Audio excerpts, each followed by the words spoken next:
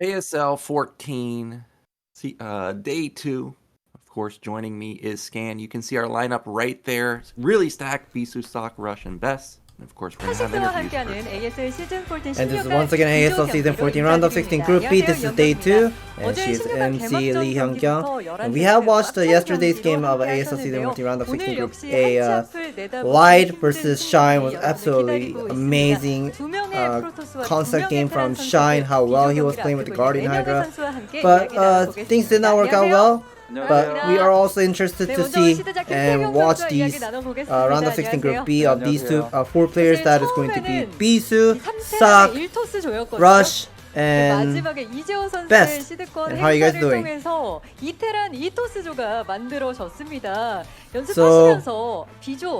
during the group nomination, you were saying you kinda liked about the group, but then at the end of the group nomination, Light decided to swap around the players, and you're inside of this 2 Terran with 2 Protoss. What do you think? So Bisu is talking about the previous season about the shuttle. He also was in a same situation of the group nomination or group stage, but he wasn't able to survive, and he thinks it's not going to be a comfortable game for him today.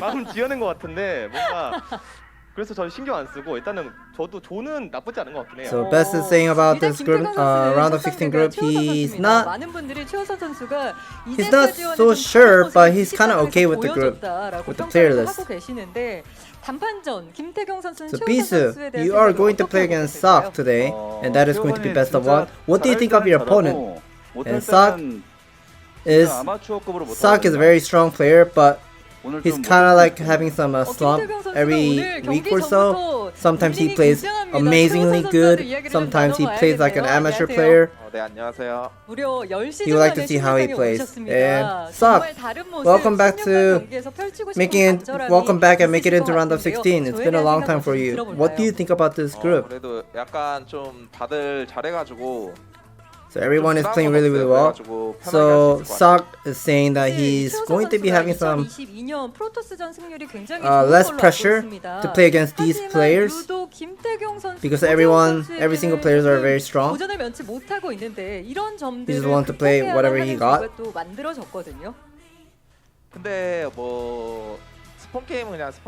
the question about the online spawn matches, Rush was saying, or Ssak, you were saying you're really good at TVT. That's why you chose Rush for the second choice of this group B. And Rush was kinda provoking at you that even if he loses against Ssak, even if Rush loses against Ssak on online matches, but whenever Rush is playing on an offline stage, he plays really well. And Rush, you played against Best in round of 24, and once again you are in the same group with him. How do you feel? Lots of people are expecting Rush that he's not good at Terran versus Protoss matchup, but he would like to show he got some nice strategies and he plays overall okay against Best.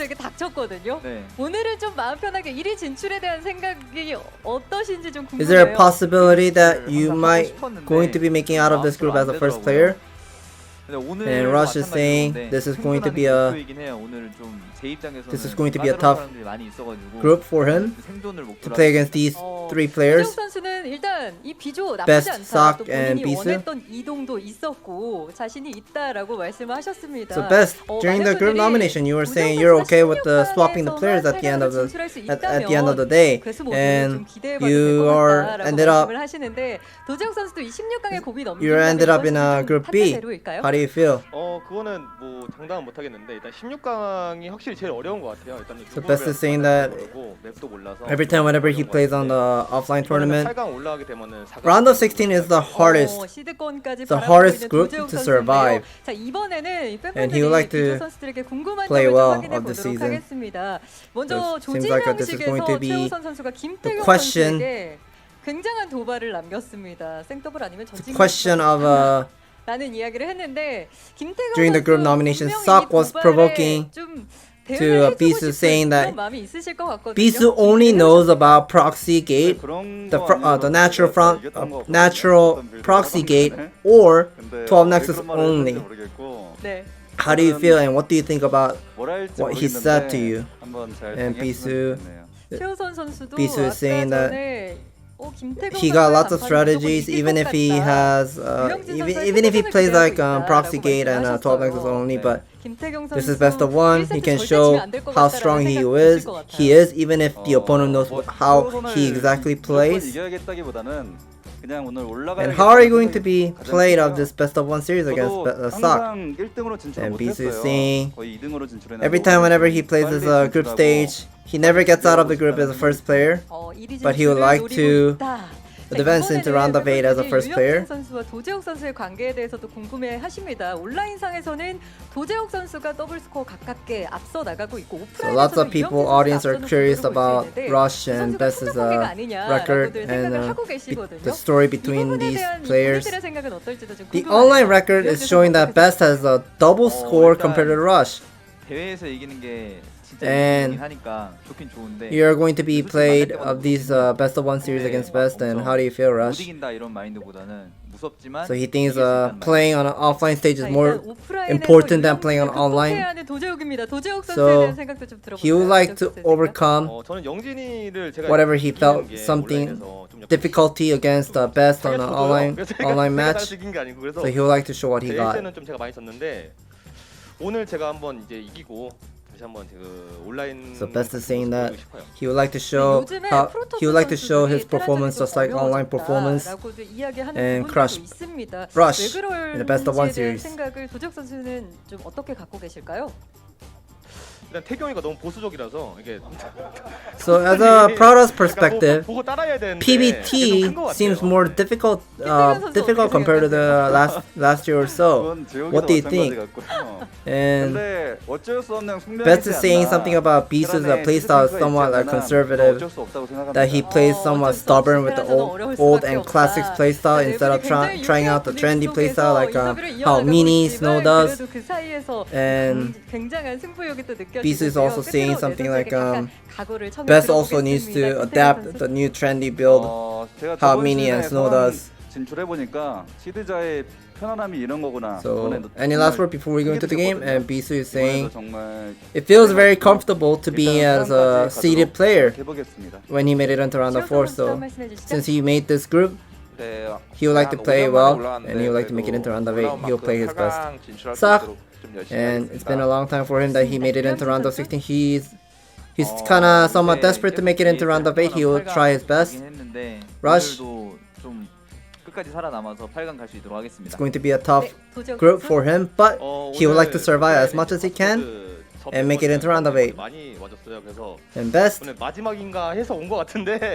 Best is saying that lots of Bosfor members are here to root for his game, and he feels like a lot of Bosfor members came compared to the last week or so. He feels like this is going to be his last game of offline tournament, like on the round of 16. So he would like to survive as well and make it into round of 8. And thank you for the interview. Yep, thank you for the translation scan. I mean, this is a crazy TVP group. Rush, arguably the top Terran. Then we've got 2 legend Protoss players. And I mean, Sakk's a great player too. You gotta remember that Ssak, Bisu, and Best were all on SK Telecom. So he's gonna have a lot of insight into how they play. I don't think you can actually count him out either. And his TVT, as we saw in the earlier rounds, absolutely fantastic. So I think there is a world where we could actually see Ssak get out in first if he can take a win versus Bisu and then actually get Rush in the winners match. Well, I was somewhat surprised how well Ssak was performing in round of 24 with about 1 or 2 seasons ago, Ssak lost to JYJ again. He did go for the factory expansion versus 14cc of JYJ, but then he got crushed. He got crushed in an Eclipse, the best of 1 series, but then of this season, ASL Season 14, Ssak was playing absolutely beast and crushed JYJ and made it up this round of 24 and made it into round of 16. So I'm excited to see how well Ssak is going to be played. Yeah, and we get a look at how our groups are. Of course, everybody knows Light Shine Barracks Among was yesterday. Today's group super stacked, and then it's crazy to think that Group C and Group D could even be more stacked. I mean, look at the names there in Group C, the top Zergs, and then look in Group D, the top players from each race. I mean, it's just nuts how insane these groups unfolded. Is there anyone that stands out to you in Group C and D that you think could make a deep run this tournament? Well, I have a feeling Snow might be the one who's going to be running or surviving of this round of 16 really, really well, because I don't know. I mean, he was kind of lacking of a PBZ from last season, so I'm pretty sure he did learn his lesson, what he needed to improve. So I'm excited to see the trendy playstyle, the current trendy of PBZ style, where how he solves the problem with the Reaver playstyle against the Zerg. I would like to see how well he's going to be doing that against Soma. Yeah, I really want to see that Reaver style that you mentioned yesterday. But my dark horse for the tournament is, again, in Group D. It's action, man. I mean, this guy's macro is just nuts. And Zerg versus Terran, Zerg versus Protoss. I mean, he's always so good online. But when it comes to playing in person in ASL, remember last season we talked up his macro, and then he played probably the weirdest game I've ever seen. Do you remember that game of Light versus Action? On Largo, top left versus top right, where they both tried to lose and then ended up Light taking that victory. Yeah, I think that was like a 5-pull or something. It was weird, man. It was just super weird. I was just wondering, like, man, why don't you just play a big macro game? Yeah, we are going to be taking a look at this round of 16 Group B. Group B, the key point. Recently, well, it's saying that Bisu's PBT is not that great compared to the last season or so. So some people are kind of curious how well he's going to be performing against Ssak and Rush of this ASL Season 14. And we saw Ssak was playing absolutely beast in round of 24. Will he be surviving and make it into round of 8 and so on? And looks like players are getting ready here. We're going to look at the stats of Bisu, a 56% win rate versus Terran, 60% against the rest of them. These types of numbers are numbers that wins tournament, but for a long time, Bisu's PBT was not his best matchup. Everybody knows Bisu was a legend, Protoss versus Zerg. I'm trying to think back to how he played last season. You heard in the interview Best talking about how he wanted to see Bisu, I guess, play more modern, which to me sounds like mass shuttle play. But last season, I felt like we saw that, and that was not his forte. So I'm hoping we actually don't. I want to see him go into what he's really known for in PvT more often than not, which is the carrier play. And then we get a look at Ssak. I mean, these are good numbers too. 42% win rate versus Protoss. And like I said, Ssak, Bisu, and Best were all on SK Telecom. So you know that they have a lot of history, and you could tell in the interview that he knows how Bisu plays because he talked about it. You're just going for the forward gates, or you're going for the 12 Nexus every game.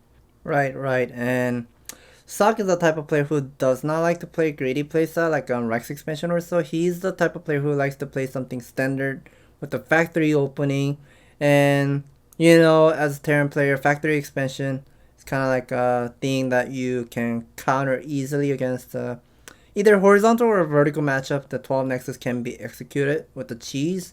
And also the front gate opening also can be stopped with the Marine Vulture easily too. So I wonder how Bisu will be choosing to play against Ssak in the early stage of the game here. And look at that. Both of the players are wearing the ASL jacket in this summer. That. They got the jacket on, man. I think it's hard to not favor Bisu here because he's just such a legend. But Ssak, as he stated, he played well in the past 2 seasons, and let's see if he can do it.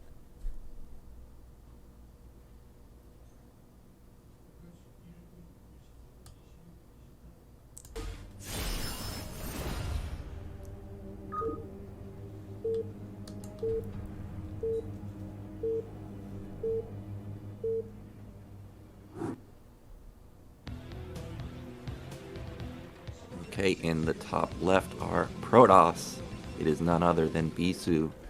And in the bottom left are Terran. it is Ssak. So you mentioned he likes to go for 12 gas openers. Do you think he could mind game and go for something crazy like a 14cc, or is that just not really a thing in PvP? Well, I'm quite not sure how exactly Ssak will be doing of this best of 1 series. So whenever, okay, looks like JSA members are here. Arami, Killer, the JSA chairman, and Yunara, all of them are here and rooting for Ssak here. And also some other fans are here rooting for Bisu. Yeah, Bisu Pradas, of course. And yeah, there might be a potential of a mind game in the mid stage of the game with like something like a dropship play or whatnot. But I don't think any of these two players will go for greedy build. Well, you heard in the interview that he knows, or Ssak knows, that this is forward gate or 12 nexus, and that pylon position is definitely not a forward gate. So that only leaves one thing, according to Ssak, which is 12 nexus. So I've got my eyes locked on that minerals of Bisu. Will he queue up additional probes? And he did queue up an additional one. So this could be the 12 nexus. And Ssak, I mean, he's got to read, right? He knew it was one of two things, and this is going to be the 12 nexus this time.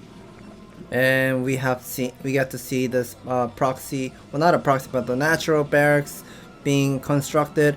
But that was a 10 racks, and we are seeing Ssak 10 racks with a 12 scout right now. Will he be sending it towards to vertical or horizontal? And he's getting the right choice here. He will be checking out, hey, you have gone for 12 nexus here. Yeah, and Bisu, he's actually scouting the center because I guess he feels like Ssak could have flipped the coin and maybe gone for BBS. He wants to make sure that's not the case. Now, 10 racks is something I've thought about for a long time versus 12 nexus. I've tried it a couple times.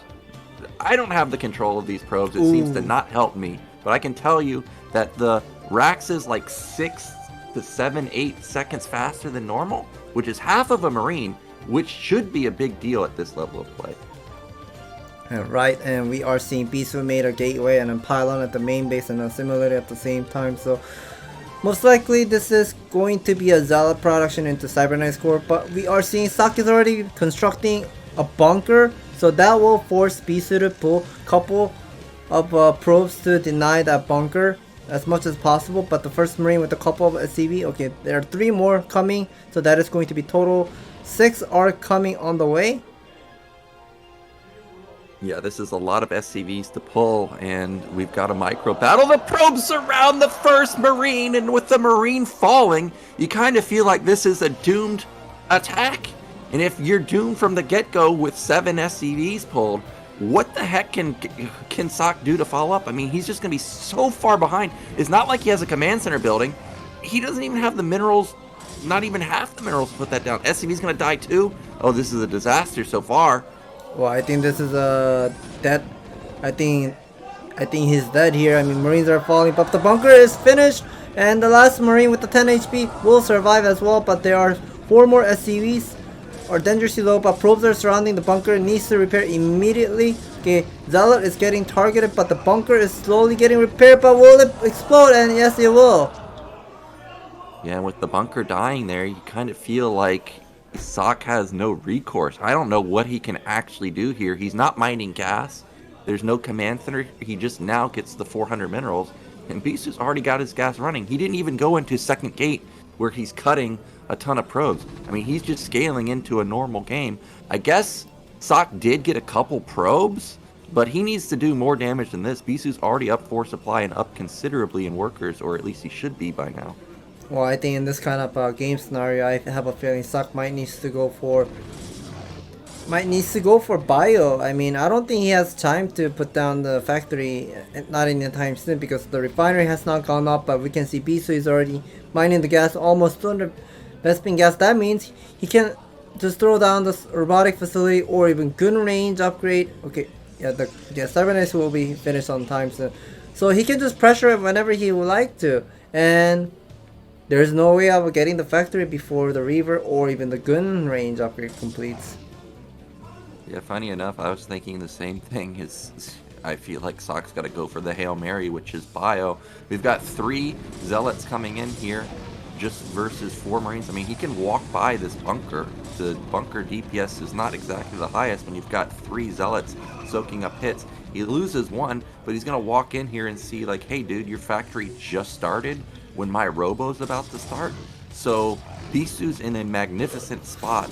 He could literally do anything. He could go robo DT, he could put down a 3rd Nexus, he could go carriers. Zealot picks off an SCV, that hurts. A 2nd SCV falls. Every kill, really painful to Ssak. This is 3 Zealot has done so much of damage, but never mind. Instead of putting down the robotic facility, hey, I'm going for Adun Toridas build. Here we are going to be taking a look at Bisu already putting down the simulator. This is going to be most likely a DT drop. I have with my feeling. I'm going to be expecting to see the robotic facility. Yeah, there's a robotic facility finally going up with the Templar Archive together. So this is going to be the DT follow-up. But the SEB Scout was about to get inside but gets denied at the last second. So unfortunate for Ssak that he won't be able to figure out what exactly Bisu is doing. Yeah, it was a clutch move there to prevent that SCV from getting in. And Sakk's gonna go into Academy and hopefully he banks that scan.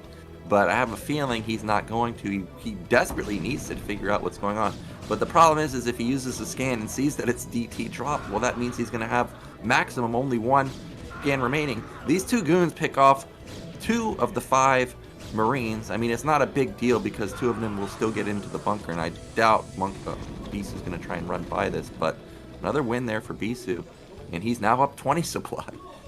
Yeah, I wonder what exactly Ssak would like to do, but he's getting the Academy. That's a good sign. But if he wastes the first scan off at the main base, but then he misses the robotic facility and the Templar Archive, then he will be most likely going to be throwing the 2nd combat station, the energy away. But you gotta be careful because the DT drop will be 2 DT at a time. But of course, Bisu will be spreading that DT to try to force Ssak to waste that combat station energy, and look at that, he's waiting for the shuttle to be popping out.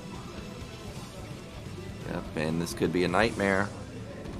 Even 1 scan is going to be really painful. The eBay was only halfway done. He needs to turret instantly, and he needs to put down probably multiple turrets. Okay, he's going to put down a 3rd command center. He's trying to play it like it's a normal game, but you can see his supply is just devastatingly low. There's the scan. And now you know he only has 1 scan remaining. He's got to get this turret up. Oh, he canceled it. I mean, even that fraction of a second could make a difference. Here's the shuttle, though. Well, the shuttle has come. Single DT was unloaded. But I feel like that DT... I mean, the vultures were... What? He's killing his own vulture. He's killing his own SCV. And now the first scan was wasted. The 2nd drop is doing great job here. And the clutch of this glitch trying to survive that missile turret. Will it be survived? I mean, that's some crazy SCV control, actually. That was really well done from Ssak to minimize the damage. The problem is he's just so far behind. It would be different if, let's say, he didn't lose the SCVs with his 12 Nexus buff. But he's just down 40 supply. DT's into the natural. They're getting swipes, getting multiple SCV kills. They're going to bleed off, I guess, attacking a refinery. But, I mean, these 4 DTs actually just don't really matter to Bisu. Behind this, I see gateways going down. So he's following up with big macro gateway explosion play. And I saw support pay. So we could have a Reaver drop come in afterwards. There's a potential chance of going for the Reaver. But I feel like, I don't know. There's 2 ways of doing this strategy with the DT follow-up into something else. That would be the Reaver follow-up. The second choice would be making 2 High Templars with the Sidestorm upgrade and go for the Speed Shuttle playstyle, like how a lot of fastest players are doing. But never mind, Bisu is not getting the Speed Shuttle yet, but he's getting the Reaver out on the map. But the thing is, Bisu's first observer is... I'm quite not sure where it was, but I saw the first observers went to some other location. But Bisu, if he's not started to push forward and clearing the spider mines, then Ssak is going to be slowly recovering and taking this third base super fast at this 10-minute mark of the game. Yeah, actually, Bisu didn't transfer his probes exactly as fast as I thought he was going to. And you gotta remember, Ssak has a 3rd command center, so he can catch up, actually. He didn't lose many SCVs to that drop. What was it, maybe like 3? And just now we're seeing like a real big explosion of gates, just now going into 9 gates. And Reavers are quite an expensive unit, so if there is another, not necessarily failed attack, but botched attack, I guess, from Bisu, Ssak could catch up on 3 bases, so definitely Ssak has done a good job to recover so far. It's something that we have to be very careful of, this 2 shuttle plays. Goons are somehow avoiding those spider mines really well, and now slowly pushing forward, but their 2 speed shuttles are moving across the map and will be going towards the 6 o'clock. But I think Ssak has seen the 2 shuttle was coming out and spotted with the spider mines, and I think that could be one of the reasons why Ssak is positioning those Siege tank and having double missile turret at the natural. But the Scarab shot does connect on the Goliath. Oh my god, and that's just a dead Reaver. A dead 2 shuttles that were full. And look at supplies now, Scan, 107 to 83. I mean, it's still not exactly ideal for Terran, but it's way better than it was. What was it, 50 to like 30 at the early stages of the game? I mean, Ssak has done an amazing job to come back. And behind this, it's not heavy tech Protoss. There's no Stargates, there's no Arbiters, there's no Carriers, there's actually no Templars either. There's no high tier units for Protoss. I mean, this is actually a manageable position for Ssak. It's quite interesting to see Bisu is doing the speed shuttle, but just kind of doing the kamikaze drop and try to do some harassment, but did not work out well. And now Ssak is slowly managing to keep up the game and picking up a couple of probes and denying as much as possible and looking for the high template if he's ever get a chance to pick it off. But I think Reaver drop is just kind of late at this position, because Ssak is just slowly having this 3rd base saturation completed and having this number of a Siege tank ready as well, and the Reaver's not going to be doing that much of a damage.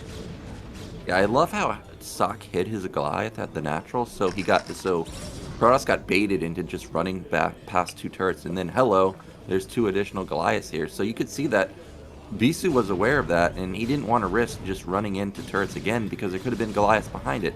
Now you can see Ssak starting to build up his factory count, and I can tell you from my games in BSL, Vermeer looks like a map that has a lot of area to build factories, but there's actually not a lot. So I want to see how many factories Ssak can actually fit in this position, but we may have a huge bust coming. Not that many Goliaths. Shuttles get on top of the tanks. No, actually, they kind of die pretty quickly. Ssak trying to hold this attack, but he's still down 50 supply. I don't know if he can do it.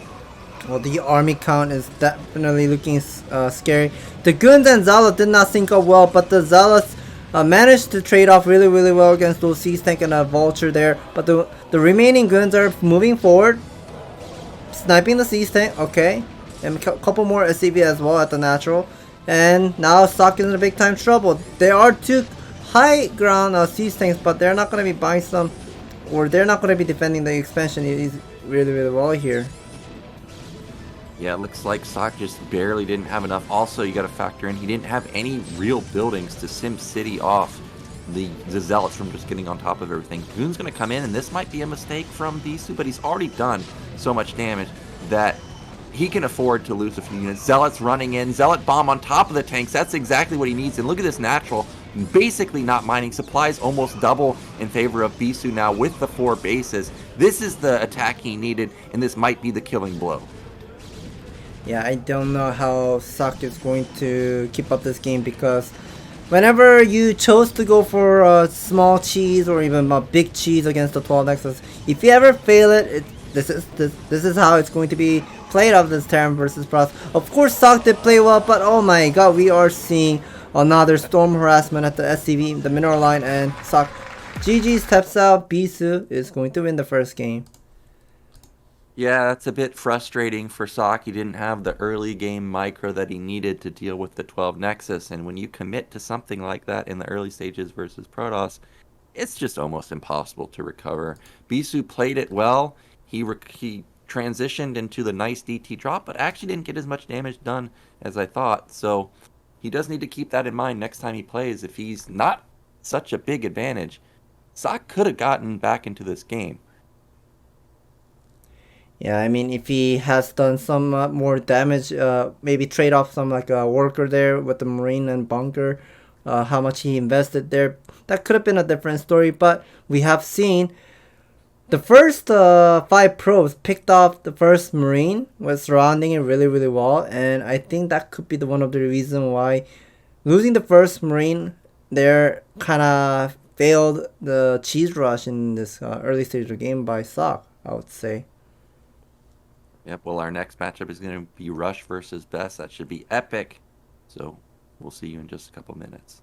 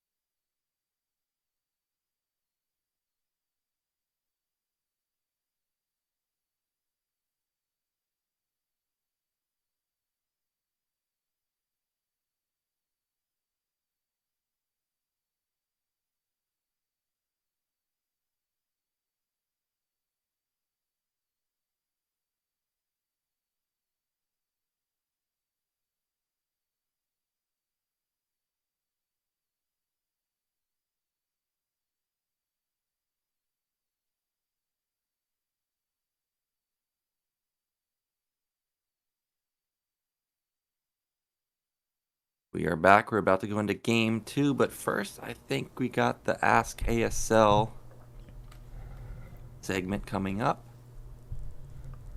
Never mind, we are going to be taking a look at this Russia's stats. TVP, I did not know his TVP is the highest win rate. I mean, we all know Russia's TVZ is amazingly good, just like how Flash is really good at all the matchup, but it's kind of weird to see his highest win rate of the race matchup would be TVP. Yeah, that is true. I don't know if I necessarily think of Rush as like a specialist in any matchup, but it is surprising to see that it's all upwards of 60%. But speaking of Terran versus Protoss specialists, or at least from the Protoss side, this guy right here. And it's not as high as I thought. His best matchup is Protoss versus Zerg. You always think of Best as the man in PvT because his macro is so godly. It is surprising to see that actually he's got a higher percentage in PvZ. Yeah, it's kind of weird to know that Russia's TVP is the highest win rate and Best's highest win rate is PvZ, because we all know in Korean community, we're kind of the Best's image is kind of like a player who's really, really good at PvT, the macro god, like having the zealot, a massive zealot, and crushing the opponent with massive amount of army with the 200 supply. But then his PvT would be about 51% win rate. Yeah, I mean, it's still a favorable win rate, right? But it is lower than I was expecting. I was expecting it to be similar to Russia's TVP win rate, upwards of 60%. Players are ready. Let's get into game 1.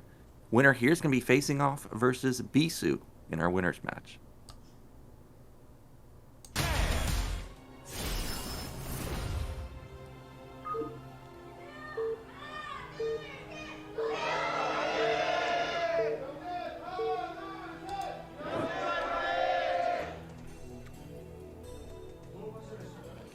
Okay, in the bottom left, our red Terran, it is Rush. And in the top right, our blue Protoss, it is Best. And I was unaware that both Rush and Best are both in the same university team, both repping Bosford. Yeah, they're both in Bosford, and we are hearing lots of probably Bosford members are here and rooting for them. And look at that, that's Inga. Hia is here, and a couple more other girls rooting for Rush here. And of course some other people as well. Yeah, it is nice to see support for the players. I'm not sure who Donini, I'm guessing that's Best there. But we didn't hear any comments from either player on Best or Rush's style of play. So I'm hoping to see big macro from Rush. I want to see him go for gasless. We saw the low ground racks last game from Ssak, and I actually got really excited that we might see gasless opener. But having the first scout 12 Nexus led to that Marine push. And if Best is going to go for 12 Nexus, this is the time to do it because he got cross spawn, but instead he's opt for just a normal gateway. And some other people are here as well rooting for Best. I don't know who she was, but seems familiar. I don't think she was Bo yet, but anyway, we are seeing Rush is going for 11 barracks, but I want to know whether he will be going for 12 gas or the 11 gas. Okay, so that is going to be 12 gas from Rush. And is this going to be 13 scout by Rush? No scout just yet, so he's focusing. Okay, there we go. There is the 13 scout. I thought he was focusing more on his mineral income. It's a bit crazy to not scout versus Terran, or versus Protoss, I mean. So you see it going out right now. More support for Best here. I guess a lot of fans on Best's side. And we do see, oh, I thought it was actually a cross scout, but not the case. He is going to go to the right side. Then he might go for that cross scout, the well-known flash in scout. And so far we haven't seen anything unusual. I don't think we have a zealot from Best. It is just probes. And that single probe just did some work there and peeling off the HP a little there. And we are seeing Rush will be putting down 2 minutes 30 seconds. That is going to be a 16 factory after the single marine production. And the cybernetic score is going to be finished. But I want to know why Rush is doing the end scout here, because he has seen the probos coming from the north and saw before he scouts at 5 o'clock. He had a chance of scouting all the way to cross all the way to 1 o'clock, but I guess he just wants to make sure whether Best is doing the 12 Nexus. Yeah, if you've got close spawns versus a 12 Nexus, you definitely want to go for the bust if you can. Unfortunately, he's not going to find Best at top left. So he doesn't have any intel right now, but we see that Best is not going for anything slick. He's just going for the standard Nexus follow-up, 315 Nexus, no range. And if the SCV gets in here, you may be able to get a whiff that, hey, you're not getting range. Probably going into straight robo, but it looks like Goon's going to intercept it instantly. Yeah, Rush instantly has gone for the machine shop into command center follow-up. Still don't see his mining the gas with the 3 worker, but the single SCV is about to get sniped by the probe, but not in range. But he does get to see the number of the pylon. There are 3 pylons. No robo, no adun whatsoever, so this is going to be a very comfort zone for Rush to choose what the next thing that he would like to do for the next step. Yeah, now Best seems to have a lot of gas. I'm not sure if he canceled that range on his cybernetics, but that's already 450 gas. Okay, that is a cancel. That's a Citadel. That is definitely a Citadel. So he has canceled range and is going to go into a somewhat delayed DT. Now we know Rush does like to get Academy quite quickly, so we may see a fast Academy follow-up from him. He may go straight eBay. It did look like it is just a normal opener from Best, so wouldn't be surprised to actually see both. And we're going to have actually a DT drop again.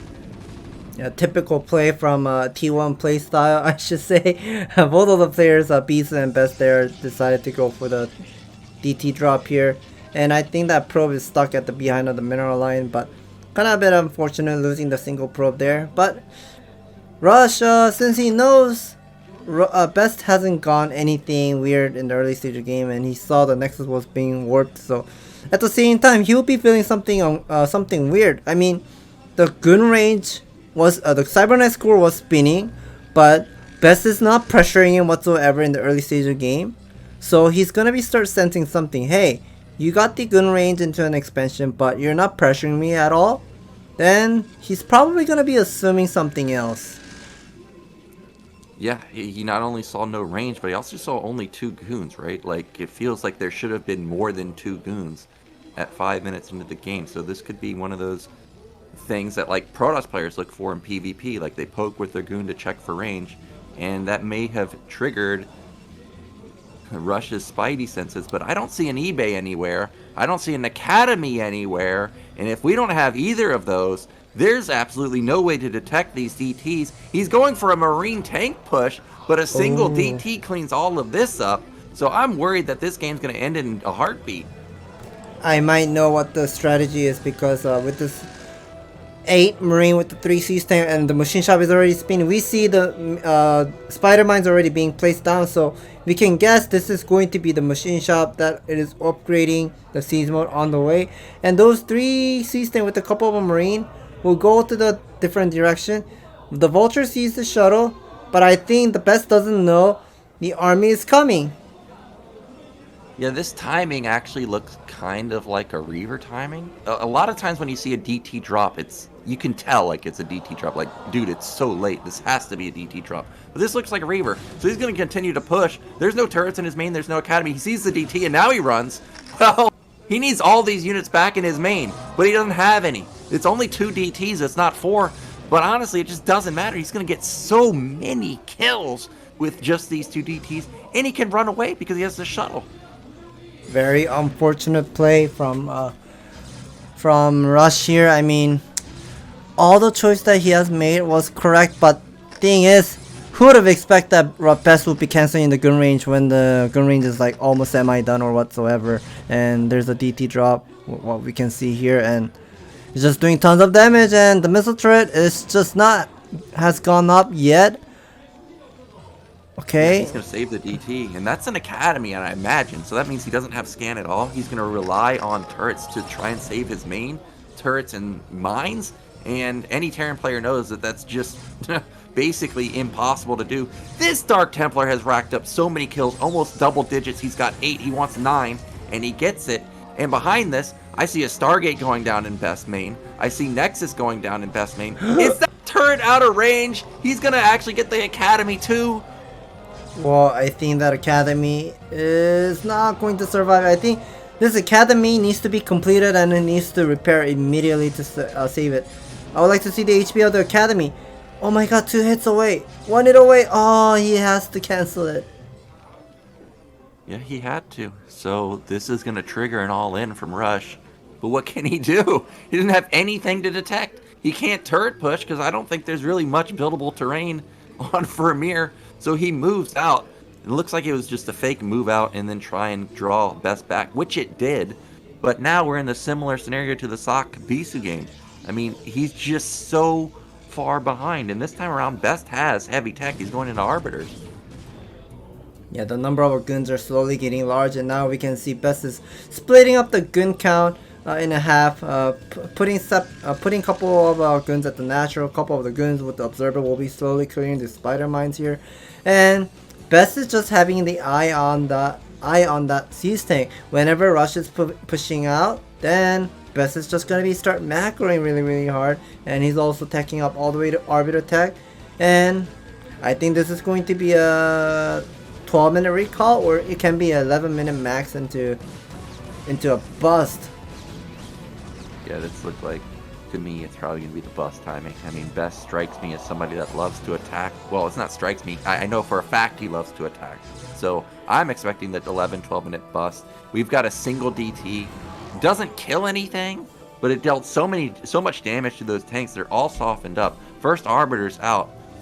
This is a kind of strong attack. It's 6 tanks and a lot of Marines. The problem is, that's his last scan right there. So he needs to have turrets. 3 goons in the back are going to buy time too. So this is fantastic movement from Best. Well, we know Best made total 4 Dark Templar.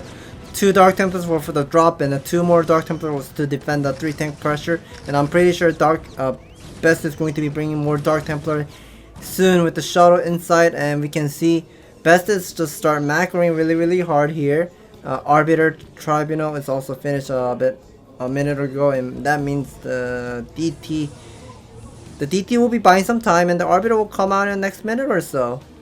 Well, actually, there is a buildable position right there. You can see it. Turret is down, so he does have some vision, but all of that green grass that you see right there, I think is not buildable at all. So okay, you can see he just barely gets onto the brown section, and this is a decent amount of tanks. What's this, 8? The goon count is not that high, but there's the problem. There's the Arbor. It comes out, and Shuttle Bomb gets a tank. That was great. Almost gets another Mind Drag. And there's the Mind Drag, what we are seeing. Marines and Vultures are getting exploded. And now Best is just going to start buying some time. We saw the Zealot Speed is already done, but look at that. Rush is just struggling. Only 2 factory and adding 2 more. Oh, Spider Mind Drag. Oh my god, that hurts so much. Kills 2 tanks and softened up 4. Best is not going to let this opportunity go to waste. He instantly pounces, and there it is. GG comes out from Rush. And again, another DT drop from one of the SK Telecom T1 players ends up sealing the victory for Best. Yeah, unfortunate.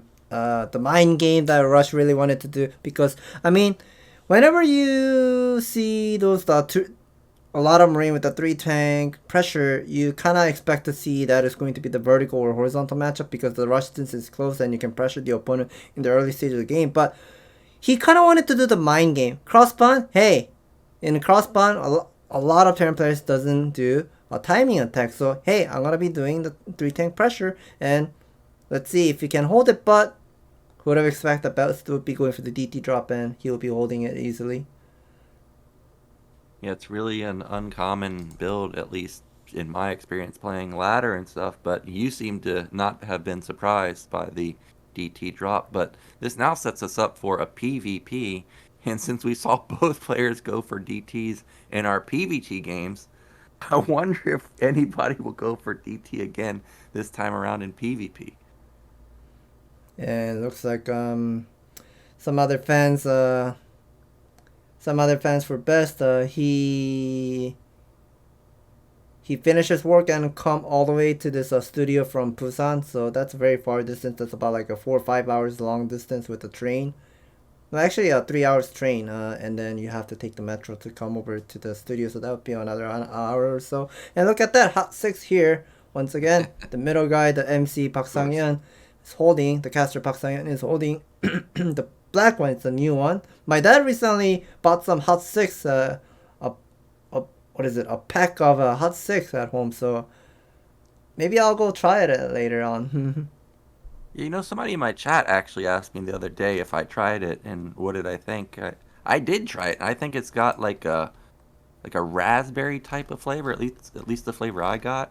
I got the white one in the middle that you can see. It was pretty good. I'm not an energy drink guy, but if I was to drink one, I think it's pretty darn good. You can tell that Into the Rain loves Hot 6 because he's always chugging it. I wonder if we've got fans in the audience this time around to chug with them like we've had the past 2 days. Yeah, okay, so they're pretty much advertising the Hot 6 of the new brand. And we are seeing the fans also bought the Hot 6 here. The one at the left is holding the blue one, and the one at the right is holding the black, the King Zero. King Zero, man. Yeah, I wonder how the taste would like to be. Well, PvP, it's going to be our first... Is it our first PvP all tournament? I feel like we haven't seen PvP at all, have we? PvP? I'm trying to think. Yeah, PvP. No, I remember Best played against Mini, and Mini has gone for the DT play in the early stage of the game, but then later on Best has gone for the counter DT drop and kind of worked out well, and Mini got executed while he was trying to finish the photon cannon on time. So that was the one memorable game of this ASL Season 14 of PvP, that beats Best versus Mini. But I wonder how Bisu will be playing. Yeah, I'm actually curious what the maps are, because we've seen Arkanoid banned every single time when there's a Terran or maybe not necessarily a Zerg, but we did see it all of yesterday. I wonder if that actually gets through. We'll find out when we come back.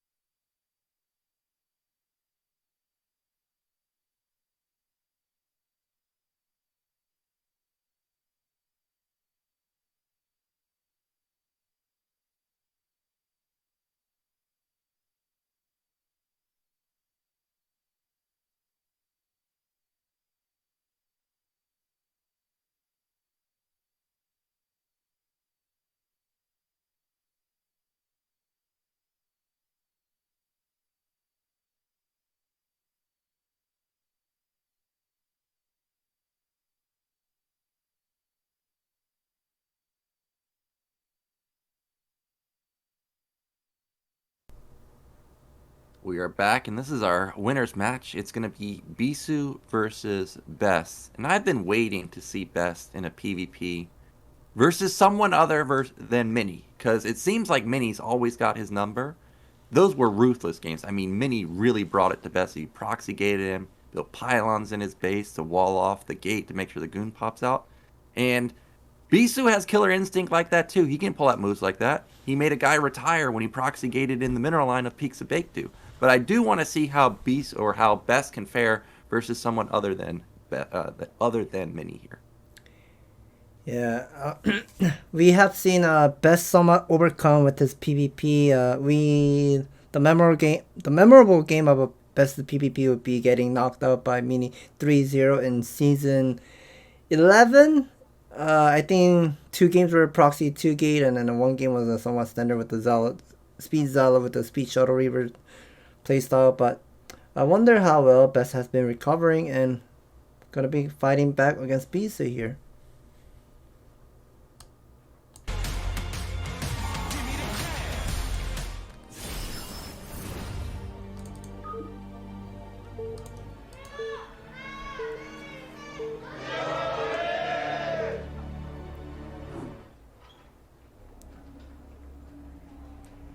Okay, in the top middle, our orange Protoss, it is Bisu.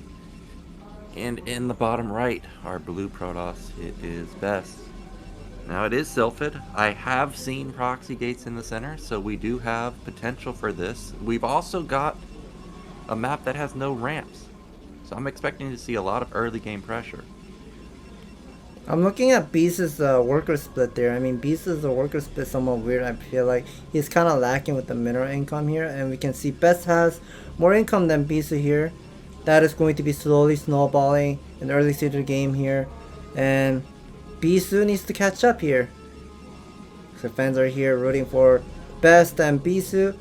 If we can see, Best is optimization is much faster than Bisu here. Best is getting the pylon already. Bisu is lacking. Yeah, that's a little surprising, right? Because we always hear about the top middle base being the prime position for that mineral income. But it's not a huge advantage, of course. It's very, very light. I think it was, what, like 8 to 16 minerals? You know, just maybe a second faster for Best. Gateway's going to be coming down for Best. And, okay, there's the gateway for Bisu. We are really just waiting to see how the early build orders are going to unfold. Is anybody going to put down a second gate? We have gas come in. It looks so far like gas is coming. There we go for Best. Yeah, every second of Best's income is much faster than Bisu here. Bisu is also going for the simulator, but this is going to be his 12 simulator. I have a feeling whenever one of the Protoss player is going for the 12 gas, then this is going to be something like Cybernet is going to Zealot production, but Best hasn't gotten the gas with the 12, so I have a feeling he will be just giving the Zealot for Best here. Yep, there's the cybernetics for Best right there. You can see both players are basically doing identical builds. The only difference is maybe Bisu's 1 second behind with his cybernetics, 1 second behind with his scout timing, but everything else is actually the same. And we do have a Zealot because we're sitting at 16 supply, so both players not skipping that, and I think that's smart, especially on a map that has no ramp. We've got probe into the mineral line, so Bisu with a lucky scout first. We can see both of the players are making the Zealot here. First Zealot is just now popped out. Bisu's first Zealot will be holding off at the ramp, and Best will be chasing the probe. Now both of the players are making the gun, but thing is, we have to take a look at here whether one of the player will be going for the gun range upgrade into a second gate or gun range into a revolve follow-up. Yeah, I was wondering if Best was going to try and sneak in there because there was definitely a gap at the bottom. I remember seeing a few games where the player with the hold position Zealot just assumed there wasn't, and it just sneaks in. So good control there from Bisu to make sure that it doesn't actually get in. Confirms the third pylon, so he knows that there's no hidden tech anywhere. And actually, I haven't seen any, sneaky building in Bisu's main. No citadel, no robo at like the back of his base. So it looks like this is just be a normal opener. Second gate coming in, maybe a third gate. Okay, we are seeing Bisu just cutting off lots of pro production, and we see, as you mentioned, he has put down the 3 gateway at the supply 22. So this is going to be a heavy gun pressure from Bisu here, but at the same time, Best, I don't see him putting down the second gate yet after the robo, so he's just pretty much queuing up more worker here. I think he's just going to be aiming to go for something like a macro playstyle here. Yeah, the robo from Best is quite fast, but I don't know if it'll be fast enough for this 3 gate. You know, actually doing BSL, I've seen a lot of games of this exact scenario unfold where it's 2 gate. Okay, well, I don't know about 3 gate follow-up, but I've seen 3 gate into robo, or I mean, one player going 3 gate into 1 base robo. And every time I've seen the player that's gone 3 gate as their opener, they ended up winning. But with a lot of production on Best side of the map, slowly or a little bit slower than Bisu's, he should be able to hold this, and he's gonna have Reaver advantage too. This looks like a really good opener for Best. Yeah, Best has gone for 3 gateway, which is something that he was kind of expecting of Bisu might gonna go for DT follow-up. I mean, I heard the story where of this PvP build order has like the rock paper scissors build order wise of a mind game that DT cannot win against 3 gate op, and since Best was not able to scout Bisu's main base, so he kind of wanted to play safe and with getting the robo up with the single gateway and then into 3 gate, just to make sure he doesn't die to any early stage of the game with the pressure with that many of a goon right now Bisu has, and he's about to come here with the 6 goons with the single zealot. Ooh, he's trying to bait him out of position, and he did a good job to try and bait, but doesn't get him. Oh my gosh, he actually gets a goon there, but the goons bug out a little bit, and he's going to have to scramble to get into position. There is a single goon or advantage for Best, but there's a single zealot advantage for Bisu. Good focus fire from Best though, and he does knock down 2 of the goons, but he does lose 1 goon in the process for himself. May lose a second one, but really good control to save that heavily injured goon in the back. And that single zealot finally scouted and all gathered all the information there that there were 3 gateway with a single observer, a single robo, so he knows this is no DT follow-up. And Best, since he has gone for the 3 gate like this, but then he's lacking with the army count, he can definitely guess this is a 3 gate. It can be a 2 gate or a 3 gate pressure from Bisu with the early stage of game. So now he knows there's no robo follow from Bisu, and he will be going for the counter DT here. Yeah, the DT is a slick move from Best here. He knows that this guy went 3 gate, so he knows that the robotics facility is going to be extremely slow. I think the only way Bisu can kind of sniff this out is he needs to poke in and figure out, like, dude, where's your Reaver? Like, why do you have so many Zealots but you don't have any Reaver? If he's not able to poke in and get any intel like that, he may be able to determine that this is a Templar follow-up and leave the observer back, and maybe he can hold. Well, there are DT a couple of ways of figuring out whether Best has gone for the DT or whatnot. That could be shoving in your army to see whether he gets the Reaver out or whatnot. Or also, if Best ever shows how many of Zealots he has actually made after that first Zealot, that also can be a given info for Bisu to assume this can be a DT follow for Best, because there's absolutely no reason to make Zealot in the early stage of the game against that many of gun. Yeah, now he has 4, so this would be really weird to see. And you can see Bisu does poke in, and he does see there are 4 Zealots, but it doesn't trigger any response from him. He's just sitting there with his goons. Okay, there we go. It does trigger the instant observatory, so he does know something's up. But will it be in time? Observatory does build pretty quick, but we all know DTs deal a lot of damage. 40 a swipe. He may be able to knock down the robo before an observer gets out. Well, I think Bisu has spent that 100 Vespin gas for the Reaver production on the way, so I mean, observer production is 75 Vespin gas, and if he ever spends the money for observer, then that gas would have been. Yeah, he canceled the Reaver production. He canceled the Reaver production because he really needs to get the robo out, and the DT is trying to take down the robo, but the glitch of right now he's doing with the probe mineral drill. Oh my god, he's actually protecting it really well. But now, oh my god, DT is going to take down the Robo. No. Oh my god, a heartbreaking way to lose there. Bisu had a clutch probe drill right there. I thought he was actually going to save it. But in the end, it was just barely too slow. And Best sneaks out a victory. That is absolutely amazing mind game how Best wanted to solve the problem. I guess today's game, the DT is the MVP unit. It is for sure, dude.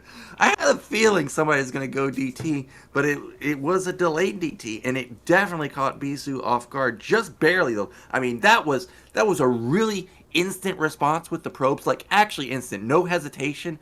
If we were to watch the replay, I think the observer was literally like one sliver from getting out. Like, look at it. The observers just started, but this glitch is just unreal. I didn't even know you could glitch probes like this. I thought it was impossible. I was like watching him like, you can't, this is unsavable, man. But he almost did it. Yeah, that was very unfortunate. I mean, if Bisu ever has sent like a single gun, like glancing at the ramp and checking out, hey, how many zealots you got? And if he has seen those 4 zealots standing at the natural, he should have known, in my opinion. I mean, there's absolutely no reason for Best to make that many of zealot in order to make the Reaver, but I guess he wasn't actually expecting of the DT follow-up. It was a sneaky move from Best, and he puts a win on the board in PvP. He desperately needs to get a win in PvP. It feels like it's been his bane of existence for the past few seasons, and now he's 1 game away from making it into the round of 8, and he's got another standard map. He should feel pretty good. He just won on Sylphid. Standard map, a low ground map, no ramps, and you got the same scenario on Butter here. And this is going to be the Butter 2-player map. I'm not sure how exactly they are going to be played. This is once again another flat map we can be expecting to see from main base to the natural, just like a Neo Sylphid. And maybe we might be able to get to see something like another 3-gate opening for one of the players.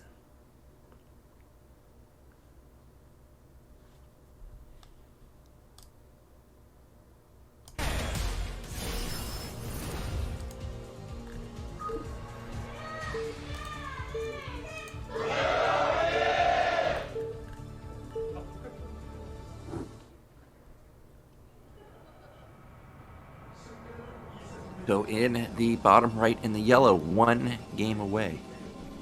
Oh no, that's Bisu. My bad. In the top right, 1 game away. It's Best. So again, another flat map, like you said. I definitely think 3-gate could be on the table for either side. I want to see if anybody's going to scout their main. If they're going to check for proxy gates. We see there are no proxy gates this time around. But this is a 2-player map. You can definitely fit buildings in the opposing player's base, especially top right. So I am just curious to see if either one will check for it. A lot of people are here rooting for Best, and also Rush here. Some people are here with the colleagues and rooting for ASL tournament here. We are seeing both of the players have a nearly the same amount of mineral, but I would like to see who has better optimization here. Well, last game it was Best with the better optimization, but for now, it seems like Visu's the one with the slightly better optimization. You can see he's about 16 minerals or so faster than Best. We do have gateways coming down for both, just a single gate, and this time around Best went for a really fast scout. This is a 10 scout, so considerably faster than last game, which was like a 12 scout. And I imagine we're going to see that gas coming in pretty soon for both players. A gateway scout from Best here, and I'm not sure what the purpose of this early stage of the game with the scout, and check out what Bisu is doing, because I mean you can actually do the manor pylon at the mineral line, but at this pro level it is kind of hard to fit the pylon and kind of ruin opponents' optimization. And we are seeing Bisu is about to throw down the cybernetics core.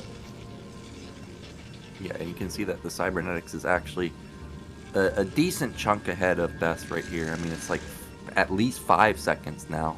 And we do see Bisu can also afford the Zealot too. So not only is the cybernetics faster, he also gets the Zealot. But there's the pylon block that you were talking about, and he does catch just one of the probes. This is going to be a bit annoying. Yeah, that is going to force Bisu to make a single Zealot, but at the same time, Bisu Best won't be making. He won't be making a Zealot because he's not getting any harassment done, and now he cancels the pylon, getting that 75 mineral return. And Bisu will he be going for the counter mana pylon here? Maybe not. Okay, he just runs away. And he decides to not mana pylon that top position, even though he could have. He wouldn't have caught a probe, but it would have messed up mining AI. And we've got both players over 150 gas, over 150 minerals, and that looked like, I think, is it range for best? I feel like he didn't have enough for that, but maybe it is range for best. I guess both players have even gas now that it's probably range for both. I thought it might have been a weapon fake from best, but more than likely it is just range. Yeah, quite not sure what best exactly wants to do, but the probe scout is just one tip away of getting a last hit. Bisu canceled. He canceled it. So I think he canceled it, did not. I felt like, it feels like Bisu shot up in gas just a moment ago. Yeah, he's having... Citadel. Okay, there is the Citadel Dune. So I guess today is the DT day. It is, apparently, man. I mean, every time somebody's gone DT, they've won the game, so why not? But this time around, Best has got a good robo timing. He's going to have a fantastic robo timing in comparison to the Citadel timing. 2-gate follow-up also, so he's going to have a lot of units too. So for now, it looks like this is Best with the good build order going up against Bisu's with DT. The DT's going to have to be sneaky here. He's going to have to pull a Rain, who even when Rain has build order disadvantage, seems to always make magic happen with his units. The thing we have to know is, like I said the previous game, there's a rock paper scissors of this PvP build where one of the player is going for DT, the observer with the Goon observer build literally counters it, and there's also a way of solving the problem like how Snow has done it in probably like 3 seasons ago on Hidden Track. I don't know if you remember the game, but it was a game where Bisu has gone for the DT expansion, but then Snow has gone for a shuttle 4 gun drop inside of a Bisu's main base on Hidden Track. Do you remember that game? I don't remember that game, but it sounds weird. 4 goon drop? Yeah, he did it because of the frontal line at the expansion where there was like massive cannon. Bisu was holding off, so Snow went for a 4 goon drop, elevatoring with the shuttle, and he ended up killing Bisu there. Well, I don't know if we'll see a 4 goon drop here, but I guess we could see something crazy. We've seen DT drops followed up by Reaver drop. Just some wild openers all day long. But here come the first 2 DTs, and it all comes down to this. Does the observer stay? If it doesn't, it could rack up, or these DTs could rack up a ton of kills. And he spots that the observer and goons were moving out too, so he knows the path of it. Well, the thing we have to know is the best is Vespine gas is an even number, so that means the second ob is out, as I mentioned here. The second observer ob is out, but the guns are totally out of position, and those 2 DTs will be sneaking in. Does Best know about this? I don't know. I guess this is going to be elimination. Maybe he might need to cancel the Nexus to have more income, and he knows it. Yeah, he knows he's got that observer trailing into the mineral line, but this is a good angle for Bisu here. Even though he's down units, he's doing a really good trade in that he actually lets the Nexus complete. I thought he would cancel it. I actually thought Best wasn't going to push in, but it's 4 goons versus just 1 goon left over in a single cell. The DT has not been killed. It's racking up kill after kill. Where are Best units? Did they kill the goons? Did the DTs kill the goons? Well, I'm not sure. I mean, it did pick off some probe, but I guess he decided to split up the Dark Templar in half. I mean, one single Dark Templar did get picked up by the probe, but the last second DT is just somehow managed to survive. Okay, Best decided to cancel the Nexus, and Bisu sees it. Hey, you canceled the Nexus. That means you're going for all in. I think it's his only option to go all in. He lost at least 5 workers. We saw him. I mean, you can see the kills right there. And now the pesky DT comes in for another attack. And look, best units are completely out of position. You can see the 2 goons in the center. And that's 3 more probes falling. We're going to get double digits here. This is 10 right there. 11. Can he get any more? 12? That is a dozen. Oh my That is God. a dozen of a probe being died. Being dead, and now this is just kind of disaster for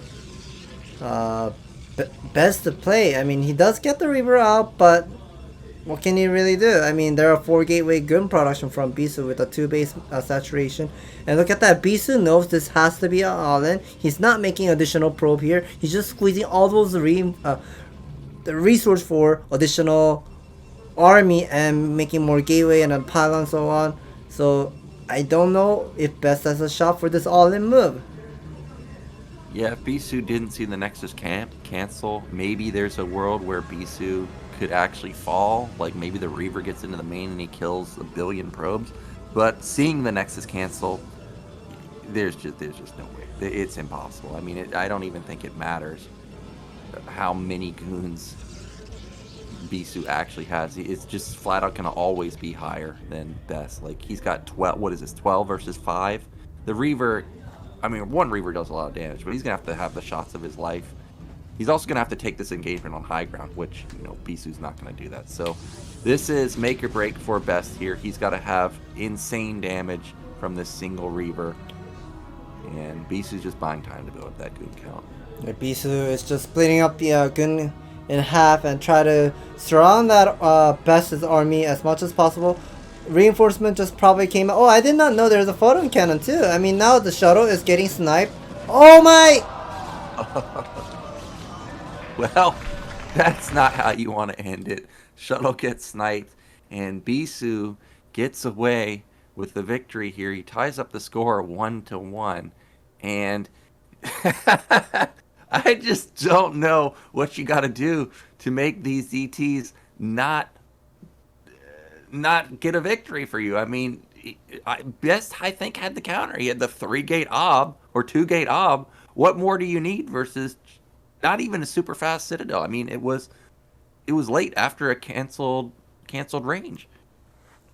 It's kind of weird that Best just went out with every single gun, just pretty much leaving the base with a total 7 guns. And I mean, the game would have been somewhat different if he has left that two additional guns at the natural and with the second observer just popping out from the robo. So that would have been a safety play. But I guess he wanted to play offensively with the 7 guns with the single observer moving out, and he probably didn't expect the DTO was coming. And we are going to the last game of this best of 3 of this 2-player. That is going to be Allegro. And Allegro, I remember Best won against Mini. I wonder if Best will be playing really well. And it looks like players are ready. We're moving into the last game of this best of 3.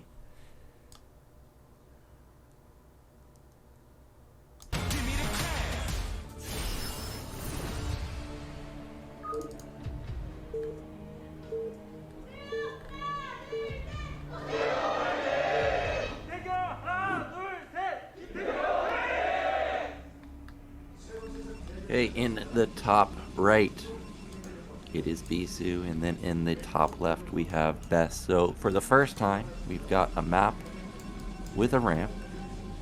Will anybody build anything other than a DT opener? We've seen at least one player every single game so far go for the DT.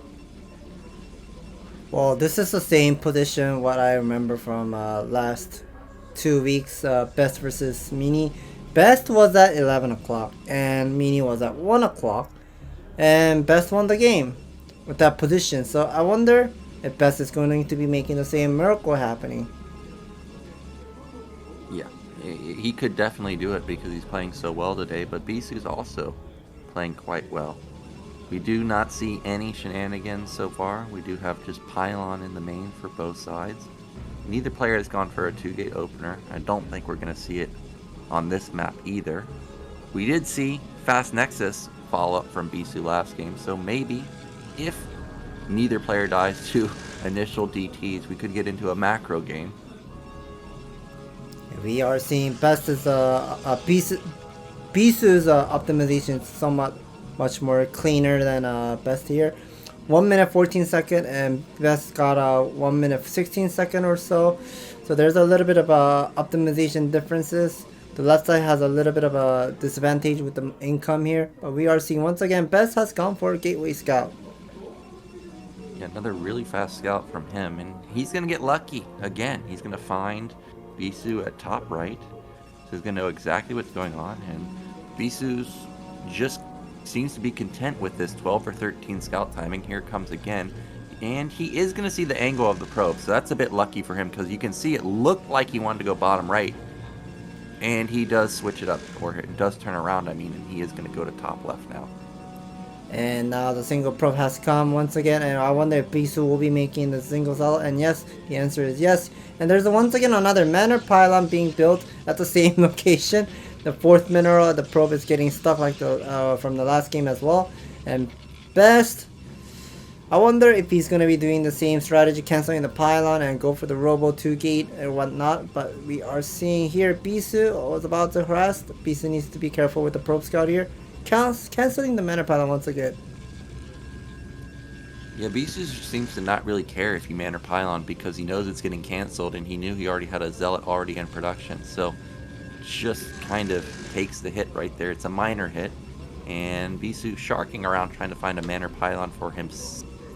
Oh, he almost got one right there, but he does see, I think that is range for Best, since we can still see Bisu's gas total, and it is range for Bisu also, so both players for now not going for DT.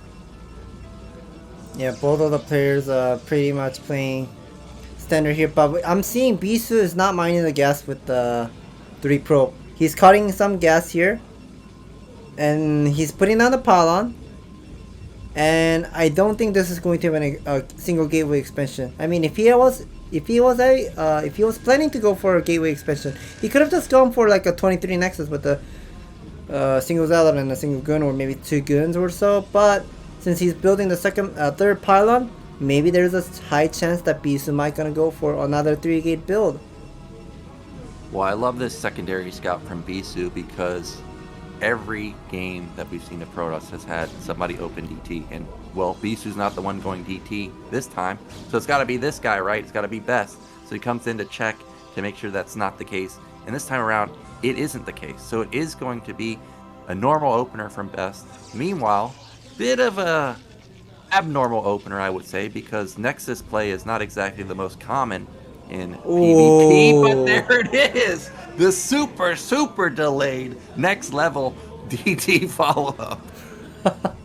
Today is a DT day, so Best has gone for the gun range upgrade into DT follow-up into an expansion, and Bisu does have that 3 gun standing. But now, whenever you're going for a gateway expansion like this, okay, this is 3 pylon into an expansion and a 3 gate, so he's just heavily investing all those minerals for additional gateway and focusing on the gun count. But the Templar archive has gone up, the forge is also going up for Best, and I don't know what Bisu can do. Yeah, and because Bisu had pulled off of gas for so long, I mean, it's not like he's even banking a lot of gas. He just now hits 200, but he's got 3 gates. You know, every cycle of production is 150 gas going into those 3 goons, so I don't expect to see a robo for a long time. You know, I was wondering maybe he'll put down a forge, because a lot of players do that when they expand, but this is such a fast expansion and, you know, low tech, that I don't expect to see a forge anytime soon. Meanwhile, Best is going for a forge because he doesn't know exactly if this could have been delayed DT, so he's the one that's going to be safe versus it. And unfortunately for Bisu, unless there's a cannon in the next, you know, 30 seconds or so, it looks like a DT is going to walk across the map and seal this game. Well, there's 3 guns with the gun range upgrade. Bisu is trying. I think Bisu is trying to figure out whether Best has a gun range upgrade or not, to figure out the range of the gunshot. But I guess he won't be able to figure out. And Best sacrificed one of the workers to see how much of a guns are coming across the map all the way to 12 o'clock, so he knows what's coming. And we can see Best is building additional photon cannon, but the DT is out on the map, slicing on that gun. But the gun count is really large. I mean, I think Best really needs to put down something like wait, what? He doesn't have that much of a unit. I mean, just pure 3 guns. Yeah, he built the forge and 2 cannons, which is a lot of minerals, and I guess he was teching behind it also. So like you said, there's not a lot of actual stuff here. So these 5 goons, they're gonna die, but it keeps the DT at best base. So actually there is a glimmer of hope for Bisu, and also because Best was only on 1 gate, it's just 1 DT. So Bisu may be able to actually get some defense up in time, maybe not though. Cannons in the main going up, 3 of them actually, and Robo's not done yet, but he's given up his natural, it seems. Yeah, I guess Best decided to give up the expansion. I don't think he thinks that he can defend the natural. So now the single Dark Templar has come. He sees something is just waving around and coming, so he's just gonna be pulling back, and photon cannon is going up. So one other photon cannon will be cancelled, I assume. Oh, that's what, is that a 4th gate for Bisu? So this puts him heavily, well, maybe not all in, because he still has a lot of probes left over, but more often than not, you do not see 4 gates on 1 base. So he's going to have a huge counterattack if he goes for it. He should be going for it, and Best needs to figure out what's going on, because right now it seems like he only has 2 gates. Well, I wonder if that Robo could have been Okay. protected if he was taking down the pylon. I mean, I don't think those photon cannon is in range of protecting the pylon. Can it be? I guess Best was not somewhat not sure whether he wanted to take down the pylon or not to shut down the observer production here. But I suppose Best just wants to play safe. He does have 2 High Templars. Not sure whether he has the Psystorm ready, but should be. Probably anytime soon. I think actually Bisu's got it. Again, Best is just lacking units. He's put a lot of resources into a Robo. You see 6 gates. You see Templar. If you're getting Templar, you're getting Storm. And meanwhile, Bisu's just focused purely on units. I mean, this is like 8 goons and 8 zealots. This is a ton of damage, DPS, and also 2 DTs are across the map. They're not here to help. So here we go. Bisu gonna try and make magic happen. I think he's got enough. There's not that much left for Best. He has no Storm. Yeah, Storm upgrade did not make, and Storm upgrade is not definitely is not finished. So that's why Best is just kind of merging those 2 High Tempers and making it into an Archon. But now Best, I feel like he was somewhat greedy in this game that he wasn't able to afford to make the Psystorm upgrade, or maybe even put down more photon cannon or whatsoever. Things just did not work out well here. Yeah, Best is going to be kicking himself because he had the DT versus a 3-gate Nexus with no detection, but he couldn't send it across the map. If he had a 2nd gate where he could have built 2 DTs, one could have defended, one could have just marched across the map, and it could have been a game-winning scenario for him. But as played, this is going to send Bisu into the next round unless there's some type of miracle hold, but Bisu's up 20 supply. Yeah, this is just not looking great. I guess Best knows he cannot win the game, but he's just trying to probably survive as much as possible. But this seems over to me. And oh, it looks like Bisu canceled the 4th gateway here and just 3-gate macro here. But these number of goons in the shuttle is also coming. And I wonder if he has brought the probe. If he has brought the probe, put down the Nexus. If he brought the probe, that would be super BM. We saw some BM yesterday with the infested command center, but there's the victory. Bisu, he is gonna move on, but from what I saw from Best so far in that PvP series, it looked like he had opportunities to win. So I think he should still be feeling good about his chances in the Deciders match. He's playing quite well today. I mean, the DT choice was definitely great, but the one thing I disliked about Best is the next play was making 3 High Templars, because he knows what was coming. He knew it was a gateway expansion into a late Robo follow after the 3 gate. So why not just match up the goon count with the pretty much hugging the tower, the defense tower, like photon cannon, instead of relying on the magic unit like the High Templars. They just take so much of time. Yeah, and it's obviously a huge investment too. 300 gas, 200 gas, 200 minerals into the Templar tech, and he was building a Robo, and he was building 6 gateways. So you just gotta have some stuff, man. It was just way too greedy, and he got punished, and that's what happens. when you're at this level of play. You can get punished in an instant, and that's exactly what happens. But congratulations to Bisu. He's going to make it into the round of 8. And I think this is his first round of 8 in... No, that's not true. We saw him versus Light last season. Yeah, we have seen Light versus Bisu in the round of 8, but I don't think we will be seeing it once again. Because before that we will be going into the interview here. So this is ASL Season 14 Round of 16 Group B. The first player who will be advancing into the round of 8, that is going to be Bisu. Congratulations. And you played really well of this best of 3 season, best of 3 against best. And how do you feel? 쉽지 않았다는 거를 좀 느꼈고요. Bisu saying it wasn't that quite easy to play against best. 지고 나서 뭔가 좀 이상하더라고요. He felt something very 같은 느낌이 들었는데 strange when he started to lose, 이상한 좀 전략으로 especially in the first game with the mind game. 좀 승기를 이끌어갔던 것 같습니다. And it was quite lucky for him that his DT worked out well in game number 2, and he managed to keep up well of this best of 3 series. 쉽지 않겠다라고 생각을 했는데 옵저버의 경로를 그대로 좀 파악하면서 다크를 좀 돌리셨어요. We did not expect you to send your DT to the other side of the map and rotate and just and slowly go inside of Best's main base. So he's saying that with his scouting probe, saw Observer was coming out with the 5 guns, so he kind of expected the guns and op will be coming directly straight, so that's why he decided to go to the left side.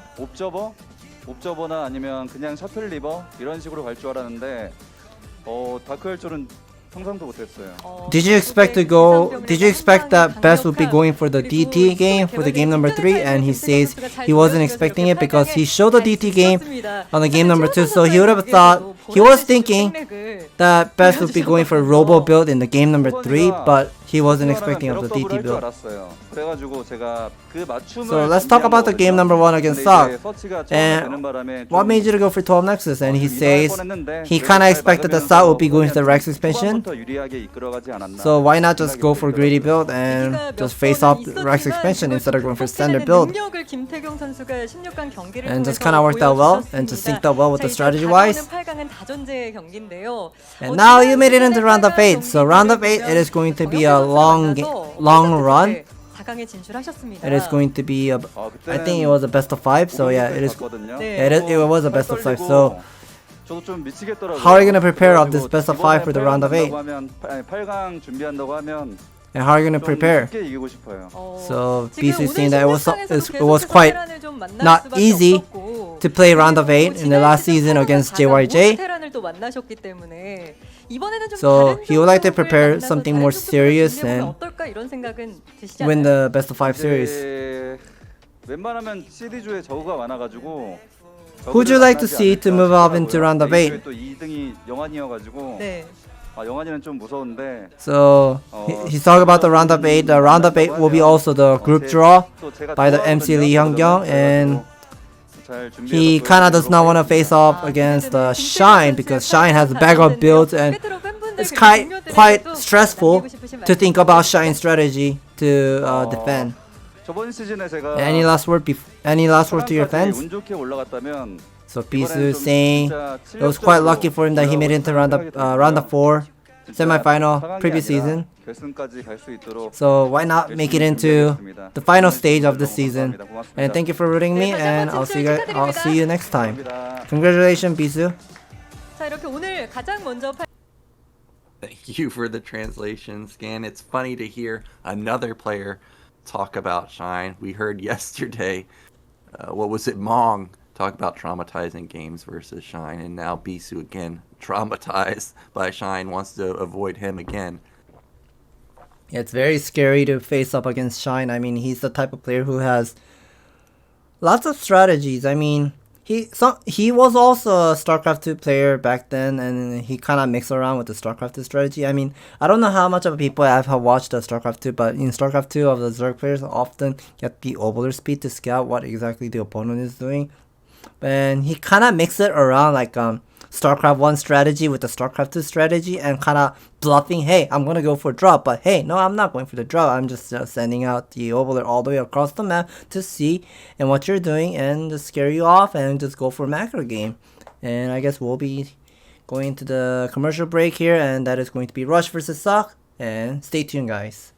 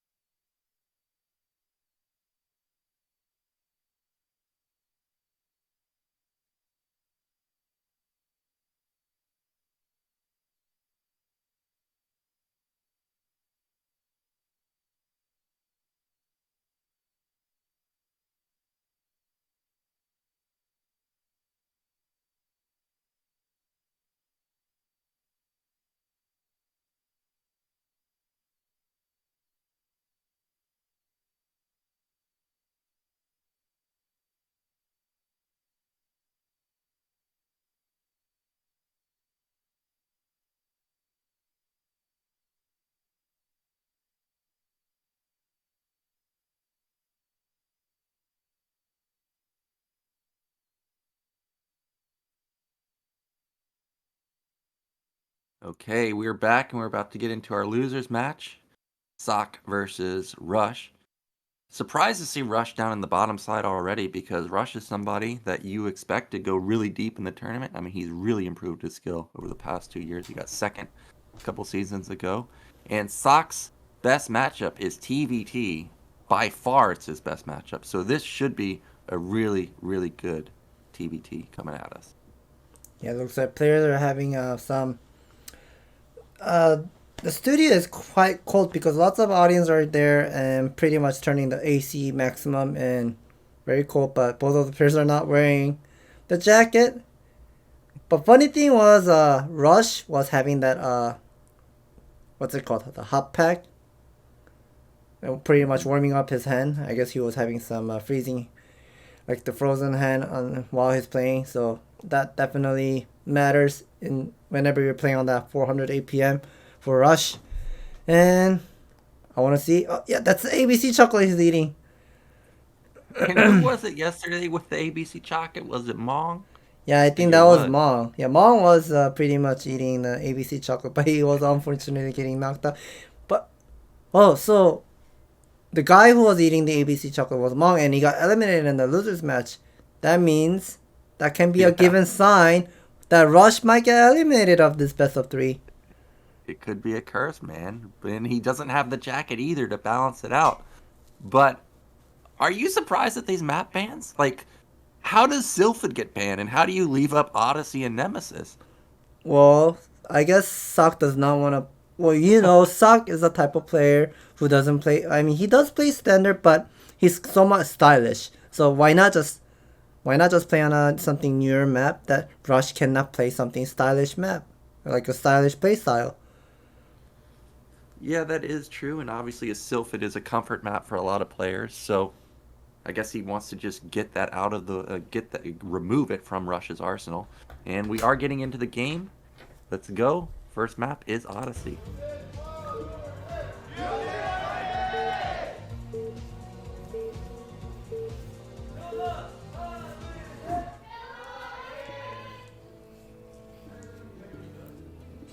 Okay, in the bottom left, the red Terran, it's Rush, and in the top right, our blue Terran, it is Ssak. Now remember yesterday, we had Barracks pulling out 1 base 2 fact every game.